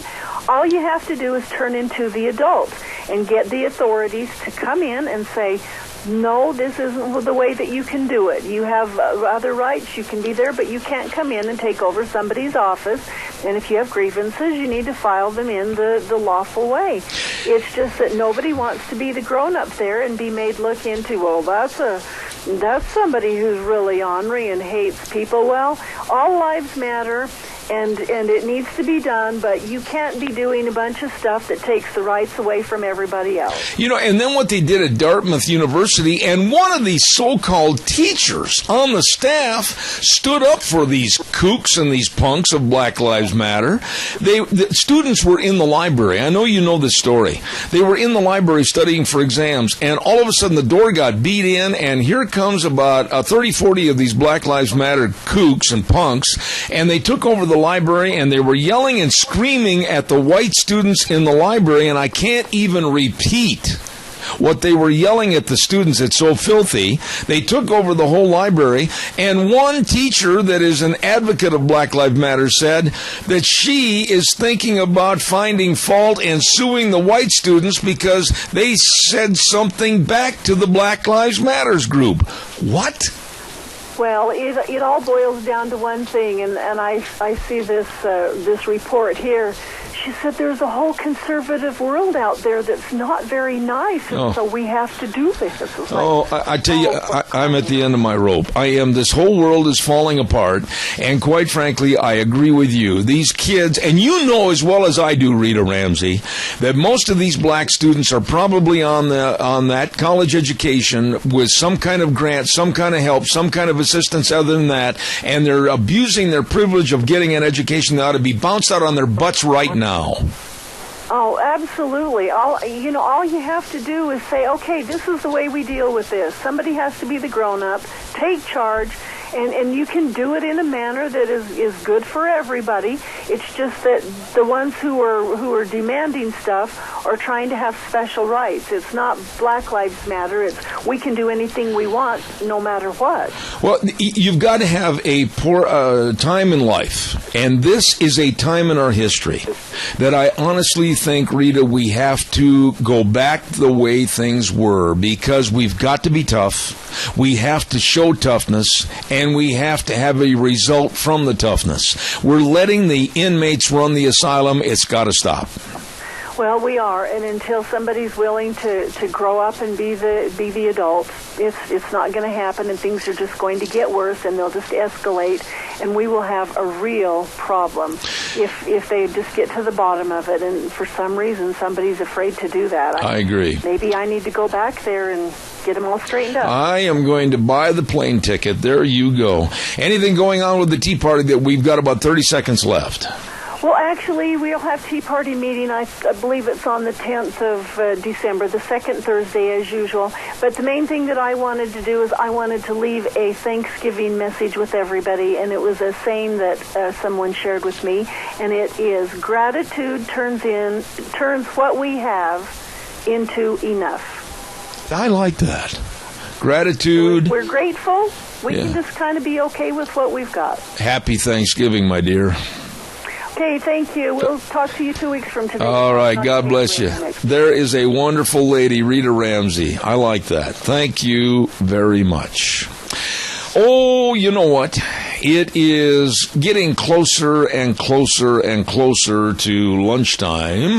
But when you get up at 3:45 in the morning and have a stale little bowl of crunchy cereal about this time of the day, I'm hungry and starving to death. That's why I want to talk to you about some of these great places to go eat. How about Taco Bandito? 2301 Overland in Burley. They've got the pumpkin empanadas. They've got all the great burritos. My goodness, the steak and chicken burritos. And they got that new lime ranch dressing. Oh, yeah. Delicious. At Taco Bandito, 2301 Overland in Burley. You stop in and see them today.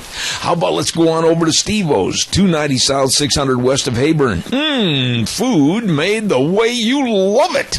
Absolutely. They've got a great kids menu. And, of course, they got the buffalo burgers. And, of course, they got Steve-O's nacho fries topped with cheese and jalapeno peppers. I love it. It's a great place. Friendly servers, great food. Steve-O's, 290 South, 600 west of Hayburn. And not one, but two locations of burgers, etc. 124 South Oneida in Rupert and 700 Overland in Burley. They've got the pumpkin milkshakes and, oh my goodness, all the delicious burgers. I mean, and all the onion rings and the tater tots and all the curlies and everything else. It is delicious. You're going to love burgers, etc. And don't forget on Sundays at the Burley location, a shrimp dinner special. You're going to love it. Burgers, etc. in Rupert and Burley. And last but not least, how about the AC Drive-In at 601 East Main in Burley? And try this sandwich. It's delicious. The chicken fried steak sandwich. Oh, knock your boots off great. Along with the fries and the special sauce and maybe a pumpkin milkshake or the famous Farmer Brown burger. Oh, man, I'm drooling. The food is great at the AC Drive-In, 601 East Main in Burley. And those are just a few great places to go when you're hungry and starving to death. Oh, am I? I could eat this microphone. Man, I'm hungry this morning. Anyway, coming up next hour, we're going to, what do we got next hour? We got Cache County School Days. Pam Young's going to be on the program. And then we've got our business salute. We're going to be talking to Kyle Cheney with Cheney Flooring. And then at 10:30, we've got a nutritionist on the air. We're going to be talking about being heart healthy with the foods that you eat. So don't go away. Zeb at the Ranch, I'll be back in 6. Wheels, run us over to CBS News. Why did my tarp that was on my good hay, my really, really good quality hay, blow off yesterday? And the tarps that were on the steer hay, not so good hay, oh, they're on there just as good as can be. Can't believe it. And the good hay was in the middle of the bad hay. What's going on?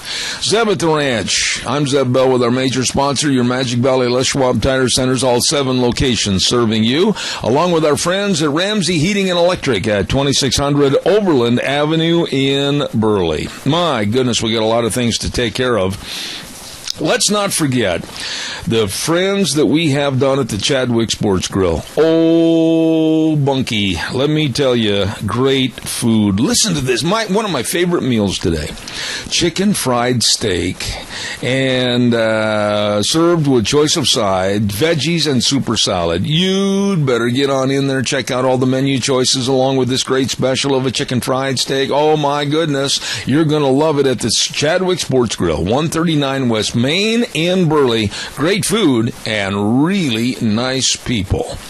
By the way, talking about nice food and great people and places to go, also don't forget the bookstore.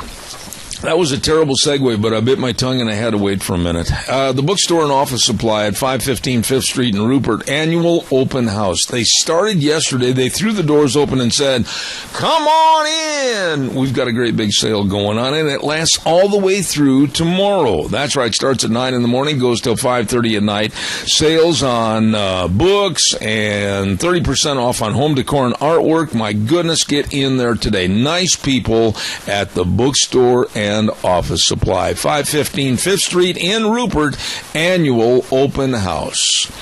Okay, now we want to get this in. I urge you to get entered for the Denny's football game of the week. This week we're going to feature the state championship game between Prairie and Valley. This is where 2 powerhouse football teams meet head-to-head at 1 o'clock on Saturday afternoon up at the Holt Arena in Idaho State University's campus of Pocatello. It is going to be a fantastic game, and I'm going to predict, I think Valley's got their head really focused on what they need to do to take the state championship. I personally am going to pick Valley 48 to Prairie 34. Now, all you have to do to maybe win the Denny's Grand Slam Breakfast Giveaway Contest is pick the winning team and the final score, and the closest to the final score and the winning team is going to win a free Grand Slam breakfast from Denny's Restaurant at 611 Overland in Burley. And all you have to do is send those prognostications to me at zebatttheranch@hotmail.com. zebatttheranch @hotmail.com. Or you can call them in my cell phone at 312-2976. That number again, 312-2976.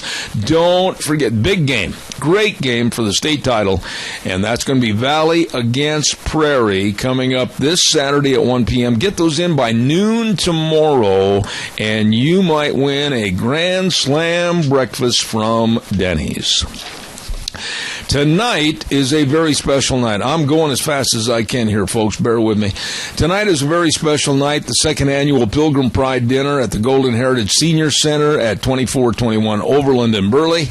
And it starts at 5 o'clock. We're going to have a little bit of a flag ceremony and an opening prayer, and God bless all the people that are helping. It's only $10 per ticket, and it is going to be a plate of food. I'm not going to eat all day, so I can eat tonight. Turkey and ham and all the trimmings and pie my goodness, and the proceeds go to the Meals on Wheels. Now, here's one other thing. You don't have to sit there taking up space all night long if you want to go home or do something else, because if your name is drawn for a raffle prize, we will hold the prize for you and contact you to make sure you get your prize, okay? Pilgrim Pride dinner tonight, Golden Heritage Senior Center, starting at 5 p.m. Everybody be there. Now, let's go over to Cassia County School Days. And Cassia County School Days is brought to us by A Child's World at 1308 Overland in Burley. And believe me, they've got all kinds of, literally hundreds and hundreds of new toys and games and puzzles and books that will entertain and educate your children. Plus, they've got all kinds of the baby equipment and everything. They've literally got everything for the family right there at A Child's World, 1308 Overland in Burley, along with our friends at the Ambulatory Surgery Center, 1344 Highland in Burley. Number to call, 677-8888. For all your outpatient surgery procedures, please contact them and they can save you money. Call today, 677-8888. Ambulatory Surgery Center at A Child's World, bringing you school days in Cassia County. And with that being said, we say hello to a lady that is a wonderful lady, and I think we've talked to her about 2 or 3 times in the past. Declo High School history teacher Pam Young. Good morning. How are you? I'm well. How are you, Mr. Bell? Well, I tell you, I'm a little bit distraught with the rainy and the snowy and the colder weather. I want 75 degrees and sunshine every day. I know, but it's time. It's time for that kind of weather. Well, it's also time for that wonderful voice of yours, Pam Young, to be on our program, because you're going to be discussing something that I absolutely believe in, and it's called Wreaths Across America. Tell us what it is. Wreaths Across America is a national program that began in Arlington Cemetery. And on one day every year in December, at Arlington, they place a wreath on the grave of every person in that cemetery, every veteran, everyone who died after they served their country. It is also adopted out by local cemeteries across the nation, and one of those cemeteries is the Declo Cemetery.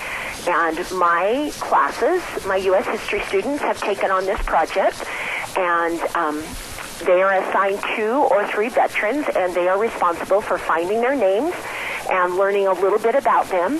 And then they are responsible to fundraise at least one grave. The cost of those graves is, or the wreaths that come to those veterans, is $15. What the program does is then, just before Christmas, wreaths are shipped from Maine, actually, all across our country, and they are placed. We have a brief ceremony, and we invite the veterans, the veterans groups, and men and women who have served, and men and women in the community who have loved ones buried at the cemetery. And then we have a short program, and the kids then place the wreaths. We lay a wreath for every branch of the service that has a special place under the Veterans Memorial right there in the center of our cemetery. It's a great program. The kids talk about veterans, they write about veterans, they research veterans, and it gives them a chance to connect with these very, very important people in our lives. You know, Pam, I've asked you this question before, but we need to retouch what we've talked about in the past. You've seen some real transitions with some students that, we don't want to do this, it's just another class project, but you've seen some real changes, haven't you? I have, and as I watch our students place the wreaths on the graves of the veterans that they've been assigned, it is a moving experience. These are teenagers, 16 and 17 years old, who haven't really thought about the sacrifices that are there. But they're young people that we spend a lot of time with, and this is an experience that they remember and talk about. This is something that matters to them, and therefore it matters to me. It's a growing experience. I had them write, if I could for just a second. Yes, ma'am. I had them write, and a few of them, if I could just read a couple of comments. Sure. One of them said, "Our veterans are some of the greatest people in the world. They leave their families to fight a war, not knowing if they are going to come home and see them again. They voluntarily go to serve the nation they love. we don't really appreciate the fact that they risk their lives for the lives of millions they have never met. I don't even know what to say to add to that, because it's programs like what you're involved in with this Wreaths Across America. I think that it should be just elaborated and just made almost to where every school is involved, because we're losing this. We're losing touch with our history and our heritage. We're losing touch with the blood, sweat, and tears that fought for our Constitution and our rights in this country. God bless you for promoting this. Thank you. I appreciate that, and I agree. It is if we don't reconnect those kids with what's happened for them, what's been sacrificed for them, they don't ever know. They don't understand. Since our military has become an all-volunteer military, we don't appreciate the sacrifices of war. We're not seeing people who are taken from their normal routine life and forced to go to war. And certainly those who serve now and volunteer, I get that, and they are serving valiantly and bravely, and we do appreciate and honor them.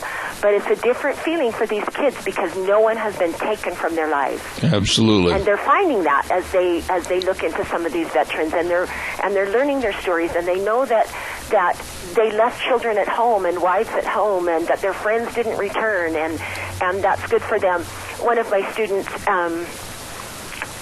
he was assigned a certain veteran, and as he was writing, he wrote about this man's life and about his service in World War II. And at the end of his essay, he said, "I may not know every veteran's name, but I do know Robert J. Kelsey's name." Because that was his assigned veteran. Oh, my. And I thought that was really profound, that, granted, we don't know everybody, but he knew one, and that one will make a difference to him. And it goes without saying that student is going to carry that memory for the rest of his life. I agree with that. When we start talking about it, this is a junior project, so the seniors are still in the school, and when we start talking about it, and they visit with the older classmen in the hall, they'll say, "Oh, yeah, that was a great thing. Oh, that was so cool." They remember, and they encourage those kids coming up, and they see that, and they're excited to go. And I take them to the cemetery ahead of time so that they have a chance to locate where their graves are. Okay. So that it can be a solemn affair and not a matter of searching and looking on that day. Absolutely. And they enjoy being there. It's a good experience for them and an awakening, I think, for them. Let me ask you this quickly. I'm almost out of time, Pam, but are you looking for and still taking donations for wreaths? We certainly are. We received some great support from our community. The city of Declo helps us out. The Declo Lions Club helps us. The parents of some of our students and the students themselves. But we have 140 graves. At $15 per wreath is $2,100. So we have a lot of fundraising to do. I would welcome any donation and would so appreciate help from the community. Checks can be made to Declo High School and mailed to us at 505 East Main Street. Or if you want to call, we will be glad to stop by and pick your donation up. Whatever help we can get from the community is so greatly appreciated. Okay, Pam, you said they're $15 each. Would you please mark down that you will be receiving a check from my wife and I for 2 wreaths for this project? We appreciate that. I appreciated your support this year or last year, and I certainly welcome it this year. Thank you so much for your support. Oh, you're very, very welcome. It's very worthwhile. Now, what about a phone number if they want to find out more information about when and how to get involved? Is there a number? Yes, they can call us here at the high school at 654-2030. As a history teacher, I'll bet this has been, and please do not take this as a negative remark, it's a positive, but I'll bet it's really been an education for you, too. Absolutely. Absolutely. And while I've taught history for several years, this experience in the cemetery, honoring local veterans, is a totally different than anything I've done before, and it's a different way of learning, and it puts a different perspective on what we study as we talk about the wars that have come about since our cemetery and our community have been established. We've got veterans from World War I, World War II, the Korean conflict, the Vietnam War, servicemen who have passed away in training while on National Guard duty. Gulf War veterans are just barely starting to trickle in, but all of those, and they can find them and they can relate to those. It's been an amazing thing. President Kennedy, one of the kids included in their paper a quote from President Kennedy, and it said, "A nation reveals itself not only by the men it produces, but also by the men it honors." Absolutely. And I think that is so profound and something that they need to think about and something they do reflect on. Well, it is just absolutely fantastic that we have teachers like you, Pam Young, Declo High School history teacher, for this project and the students.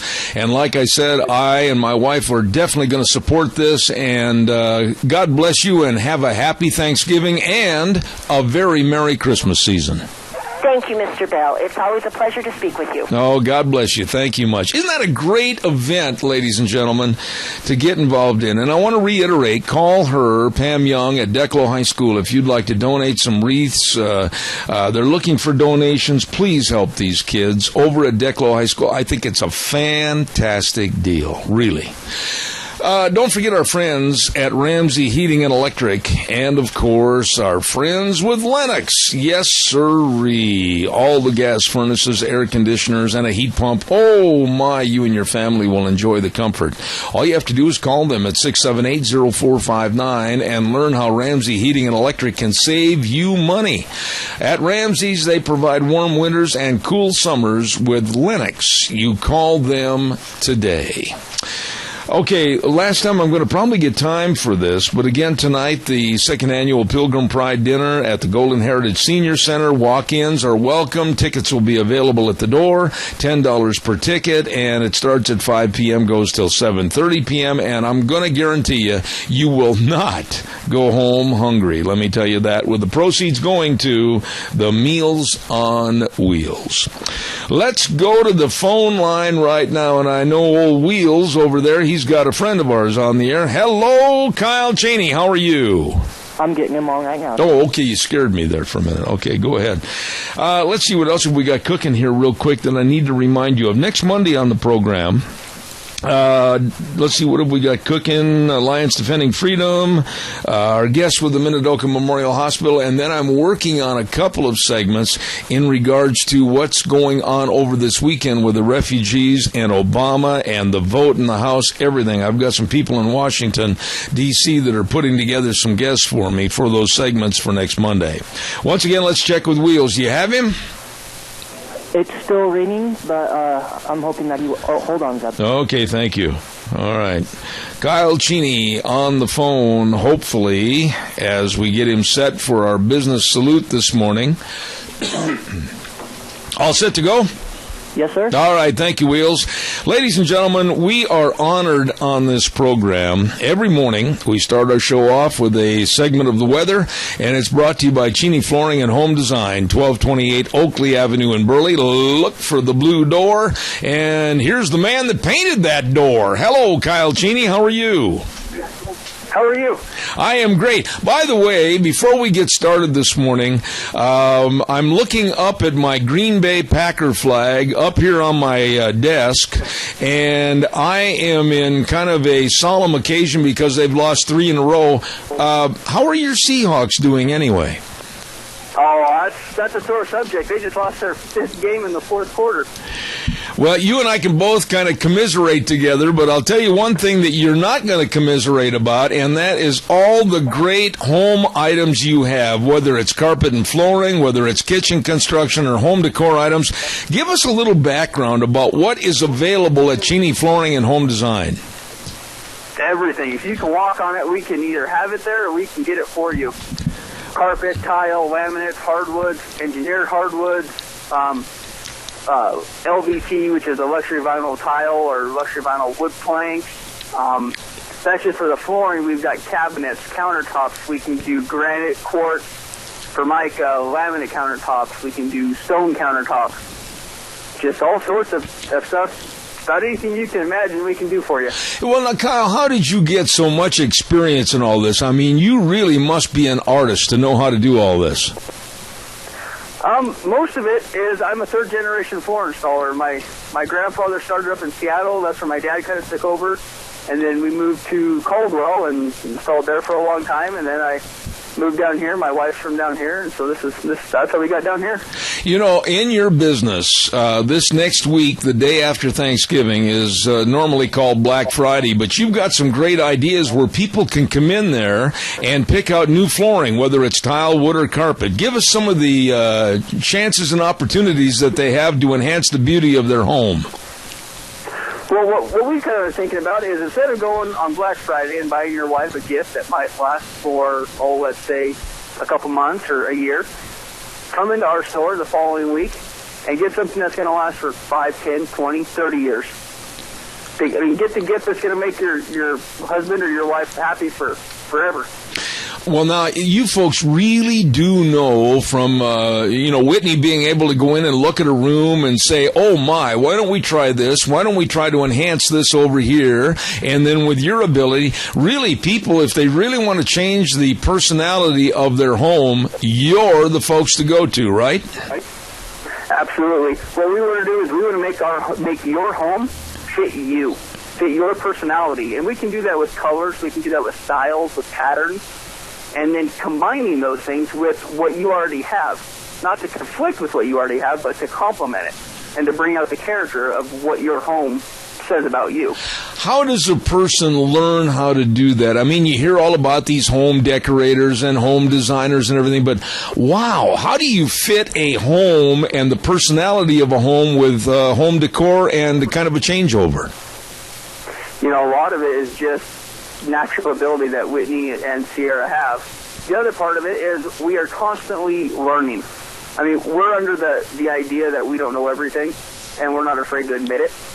But there are people out there, and there's people all over the country that know more than we do about things. So we call, we ask questions, we continue our education. I have 2 people right now going to design school to continue, because we want to stay up on the trends. We don't want to have stuff that's 5 years out of date, 10 years, even a year out of date. I mean, we want stuff that is going to be either in right now, or we want to get you ahead of the curve, and you have stuff that is coming in style in a month or 2 or a year.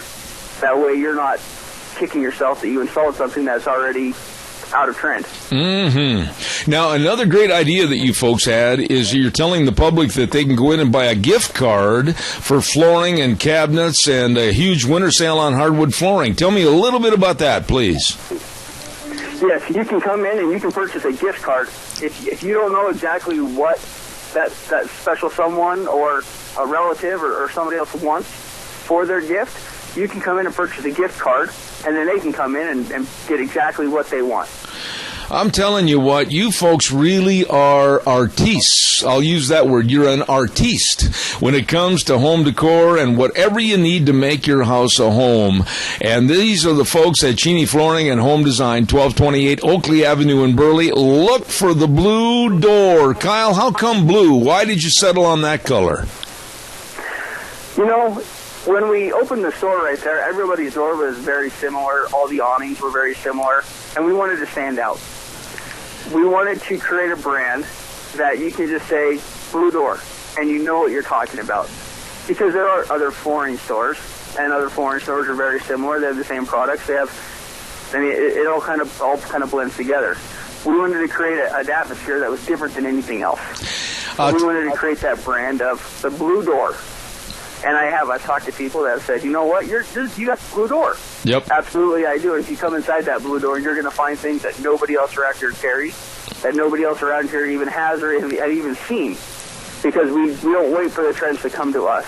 We go out there searching them, and we go out there looking for the products that nobody else has that can make your house unique, so you don't look like you just have the same house as everybody else on your street. I'll tell you what, folks, you can tell by his voice, you can tell by his verbiage that they know what they're talking about. At Cheney Flooring and Home Design, 1228 Oakley Avenue in Burley, look for the blue door. Kyle, God bless you, man, and better luck to your Seahawks. Oh, I'm definitely hoping they turn it around. It's coming pretty close where it's going to be too late, but it can always happen. All right, buddy. Hey, thanks for being on the program this morning. Hey, it's always good to talk to you. All right, take care. There are some really nice people at Cheney Flooring and Home Design. We're honored to have them sponsor our weather every morning on this program.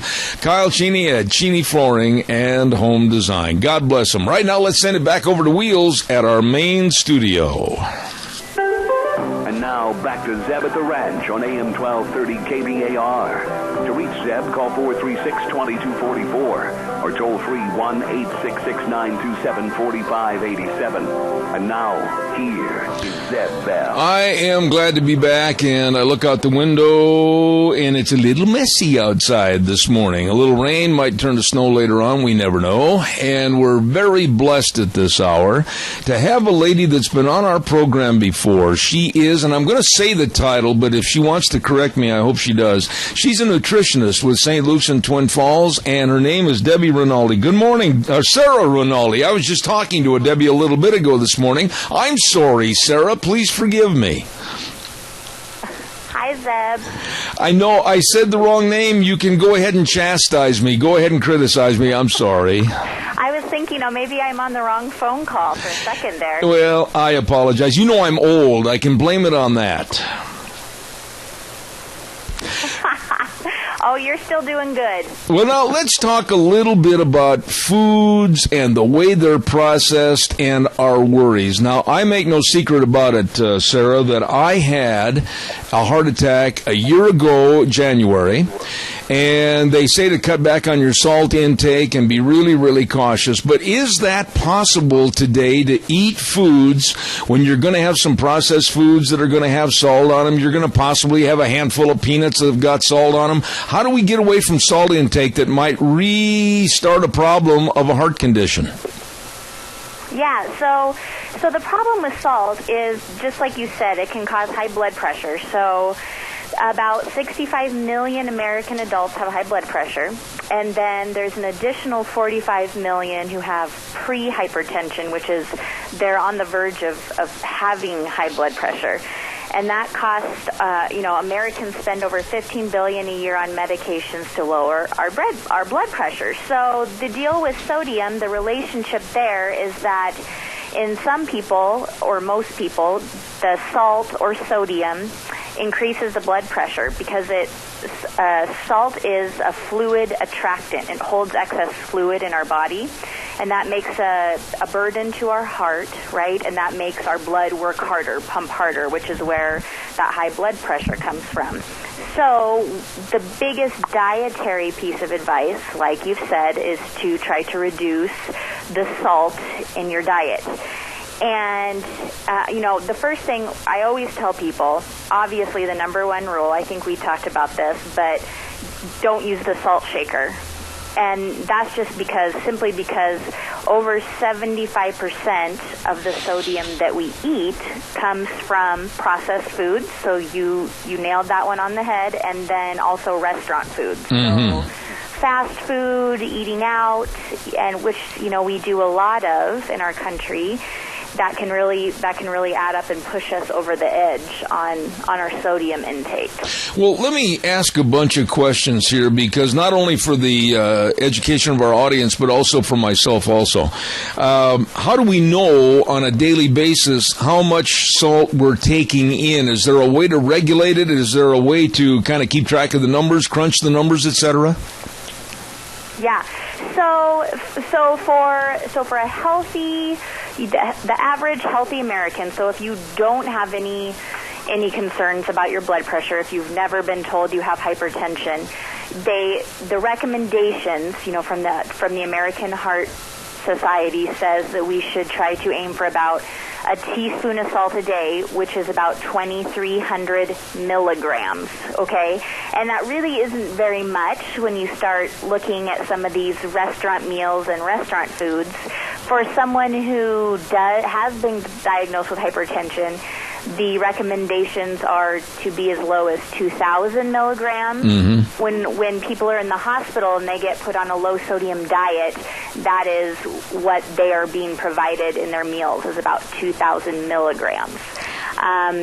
So there are some ways. Obviously you have to become your own advocate and learn how to read nutrition labels. That's really important. You know, it says right on the nutrition label on products how many milligrams of sodium. So you kind of keep that in your head. You know, if I'm aiming for 2,000 a day or 2,300 a day, and I look at this, I have an example here of a Swanson's Hungry Man roast turkey dinner, and it has 5,400 milligrams of sodium. Oh boy! One TV dinner. Oh my! So obviously, you would know that wasn't a good choice. So you can kind of keep track of it that way, looking for products that are sodium free. It will have a label on the front that will say sodium free, or it will say very low sodium or low sodium, reduced sodium. Those are all indicators that, as far as salt goes, at least, that you probably are making a healthier choice. Well, let me ask you this, though, Sarah. Would you agree with me that every day of your life you can't be a detective that's going to sit there with a microscope or a telescope or whatever you're using and say, oh, my goodness, I'm over for the day. My life is ruined. You can't live that way. But if you start being careful and watchful, if you do slip one day and not the next, it kind of balances out, or have I got the wrong idea on that? No, you're exactly right. You can't always be worried about it. It's more of, looking at the whole picture. So, looking at how you did over the day, over the week, and finding that balance.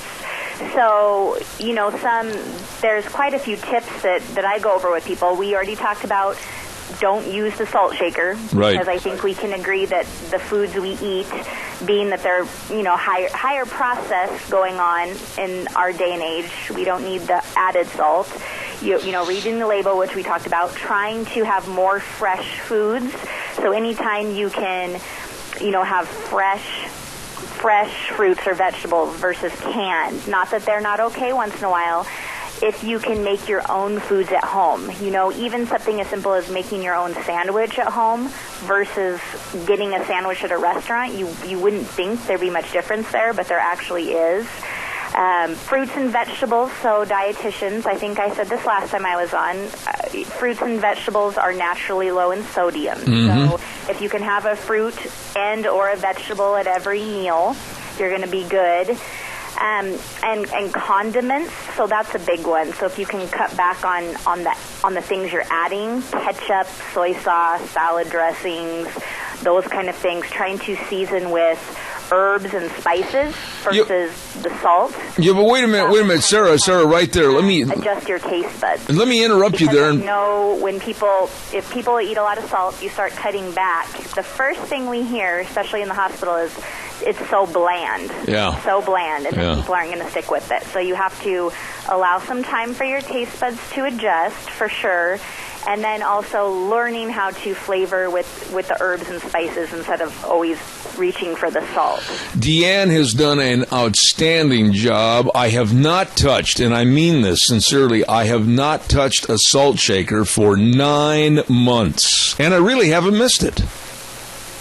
That's amazing. Good job. Good job, Deanne. Yeah, now, let me ask you a couple of questions about additives and things like that. You mentioned salad dressing. Now, what about the low-fat salad dressings? I try to have for lunch every day that I'm home a salad that has a lot of fruit in it, like maybe tangerines and some nuts and some chicken bits, tomatoes and things like that, but you can't eat it without salad dressing. Is there a good, bad, or ugly salad dressing to try to shoot for? I use the very low-cal, low-fat ranch dressing. Is that bad?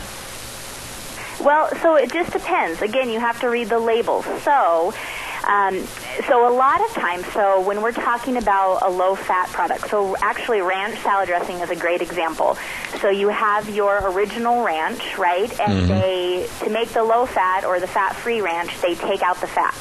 Well, a lot of the times when they take out fat, they need to still make it palatable. So what they'll do is it will have less fat, yes, but they might actually add more salt and more sugar to it to make it still taste good.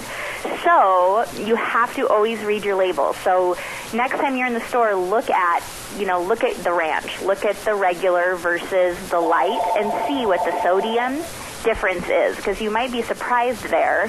One thing I always tell people is if you can, kind of anything creamy, like the ranch or the Thousand Island, those type of dressings are going to be higher in fat and salt and sugar, most likely. If you can get to the point where if you like the vinaigrettes, and you can make your own at home really, really easy. It literally takes 30 seconds. Just put some olive oil and some, say, balsamic vinegar or red wine vinegar, and you just mix up with a little whisk. And you can add some pepper and some seasonings, and it's going to be basically salt-free, and the good fat in the olive oil.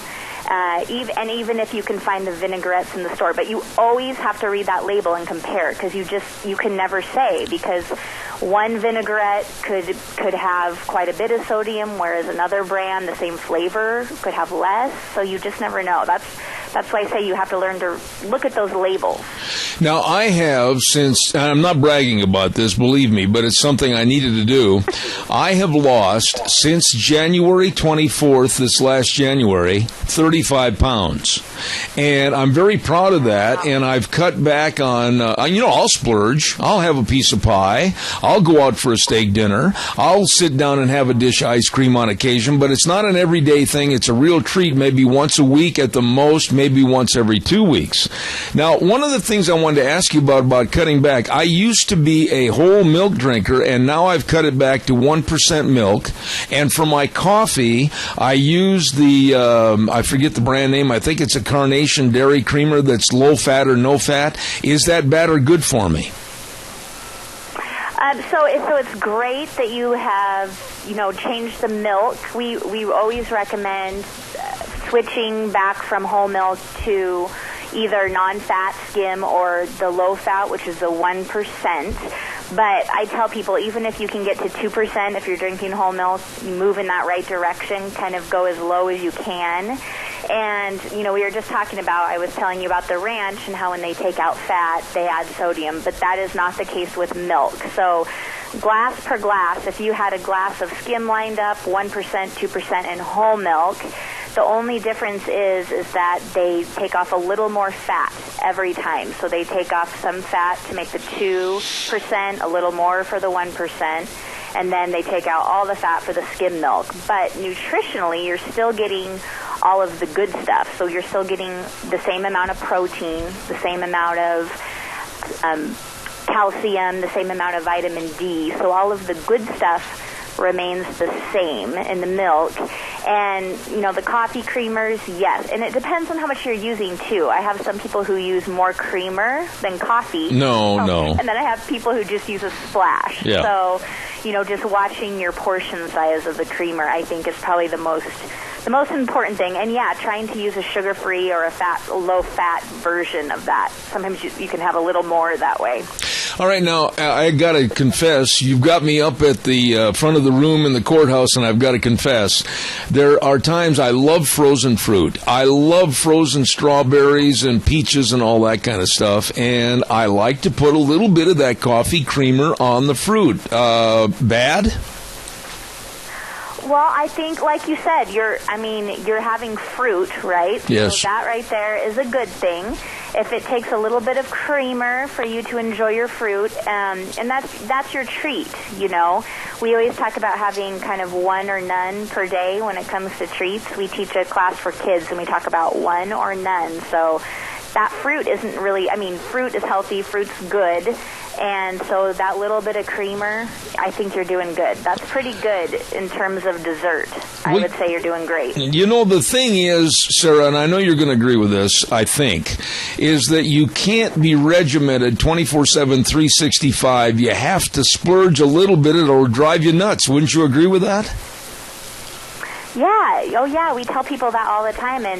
And I tell people that it can actually backfire if you try to be too regimented, because, I talk to people who, come see us and they want to be put on a diet. I think we might have had this conversation too. And we talk about, have you ever been on a diet before? And I have people say, well, yeah, I've been on diet since I was in high school. And I say, well, how's that working out for you? But they don't work. Diets don't work, that diet mentality. Because what happens, well, number one, it's that on and off again mentality. So it's either the all or nothing. So either I'm going to be perfect all day long, and if I mess up, then it's just going to derail me, and I'm going to end up feeling discouraged, and I'm going to give up. And then, you know, if I told you you can never ever have coffee creamer on your fruit again, you'd probably want it even more, right? Yeah, I would. That's what you would want. So that's kind of human nature. Or a big piece of pie, a big piece. Look at the whole picture. Look at the whole picture when you're talking about nutrition, and take every day, one day at a time. You know, if you have a bad day and you eat more of something than you should have, just the next day is a new day, and you know, you'd be more mindful that day, I think, is good advice. If you told me today, and I'm almost out of time here, but if you told me today, Zeb, you can never, ever even look at a piece of peach pie with ice cream on it, I would have to hang up the phone. I know, and that's the first thing you'd want, right? You'd want that from that moment on until you got it. And then you'd probably eat a lot of it because you were so focused on it. Let me ask one final thought here, Sarah. I really appreciate the information. You are a real encyclopedia of knowledge on this subject. But as far as going back to the labels again at the grocery store on all the various products, are they really, really close to what's in there, or is it just kind of an estimate? So, you know, they do have a leeway. I can't remember right now, but I think there's a little bit of a leeway that they have to be in the range. But for the most part, at the grocery store, the foods that have the label are very close. I think what is not as accurate from what I understand, what I have read, is, you know, when you go to the restaurants and they have the calories and the nutrition information on the menus, I think that is much less reliable, just because, you know, if you think just of a franchise, and I don't even, just as an example, like Applebee's, I know they have a menu and they have their nutrition on it, but, you know, different chefs at different Applebee's and different, you know, in different cities, there's going to be some variation there. Right. So I think that the restaurants, there's a little more leeway, but when the food's being manufactured in the plant, they are pretty accurate, I would say. All right, we have a caller with a question, and I've got to keep it really brief, caller. I'm down to the last 2 minutes. Real fast. Go ahead, please. Yeah, I have a question. What about like your cream cheeses, your sour creams, your cottage cheese, that kind of thing? And another question, is butter better for you than your salad dressing? Very good question. As far as the dairy products, so kind of going back to the skim milk, the low-fat milk, if you're getting the cottage cheese or the cream cheese, the sour cream, getting the light version, not the fat-free, because the fat-free usually isn't very satisfying and sometimes doesn't taste very good, but that light version, kind of the middle ground, that can really save you a lot of calories and fat and sodium, but you have to make sure you read the label to make sure it's also lower in sodium. And then butter, it just depends, it's a saturated fat, but so I'd rather have you using like an olive oil or a canola oil, but butter is definitely better than margarine. Margarine's what you want to stay away from, because that's what has those unhealthy trans fats in them. You are great. Sarah Rinaldi, God bless you. And how can people find out more? Is there a number they can reach you at to find out more information or answer their questions?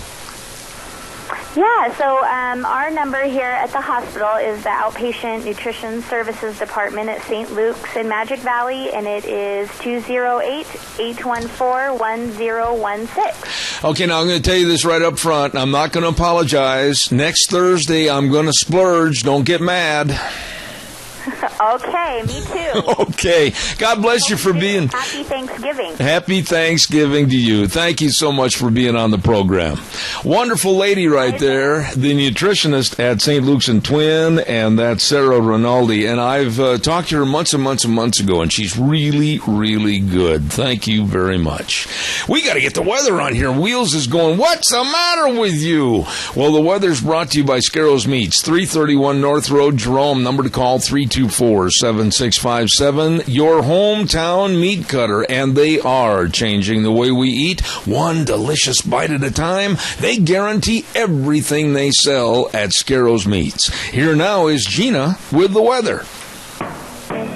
Looks like like rain and snow showers could be in the forecast for this Thursday, November 19th. Here's your weather forecast for Zeb at the Ranch. Rain and snow showers are possible. A little bit breezy. High of 44 for today. Tonight, expect a low near 32. Tomorrow, much better as we get ready to move on into the weekend. Mostly sunny skies. High of 40 with an overnight low of 19. Saturday, partly cloudy and 41. Sunday, sunny and 45. And Monday could see a high near 50. That's your weather forecast for Zeb at the Ranch. Thank you, Gina, and brought to you this hour by Scarrows Meats, 331 North Road, Jerome, 324-7657. They are changing the way we eat, one delicious bite at a time. Thank you very much. By the way, with the inclement conditions out there, we're seeing a little rain, might turn to snow. You better be ready and traction ready. Check it out at your Magic Valley Les Schwab Tire Centers. They've got all the traction tread tires for you. They've got all the studded tires. They've got all the snow chains. They've got all the snow wheels. They've got everything you need right there for safe wintertime driving, including the very best in brake service, the very best in front end alignments and shocks and struts. And you know, one little thing we overlook sometimes are batteries. You better make sure that battery's going to turn that four-wheeled engine over in the morning and get you to work. Well, go in for a battery check, and they've got all the batteries right there for you at all locations, all 7 locations of your Magic Valley Les Schwab Tire Centers. Service, that's the key word. They really take care of you. Stop in and see Lane and Rupert, Dave on Blue Lakes and Twin, Mike and Buell, Mike and Jerome, the Twist family in Paul, John on Poline in Twin Falls, and Randy on Overland and Burley. Yep, the best. Your Magic Valley Les Schwab Tire Centers. These are great people.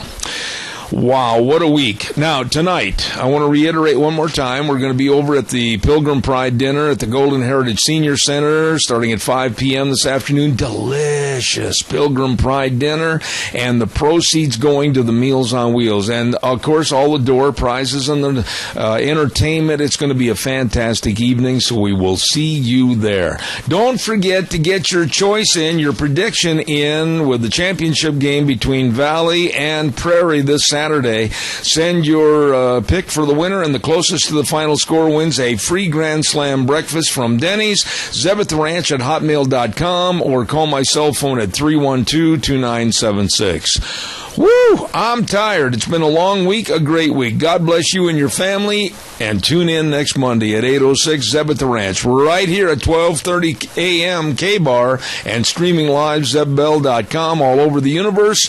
The way things were are the way things ought to be. Wheels, have a great weekend.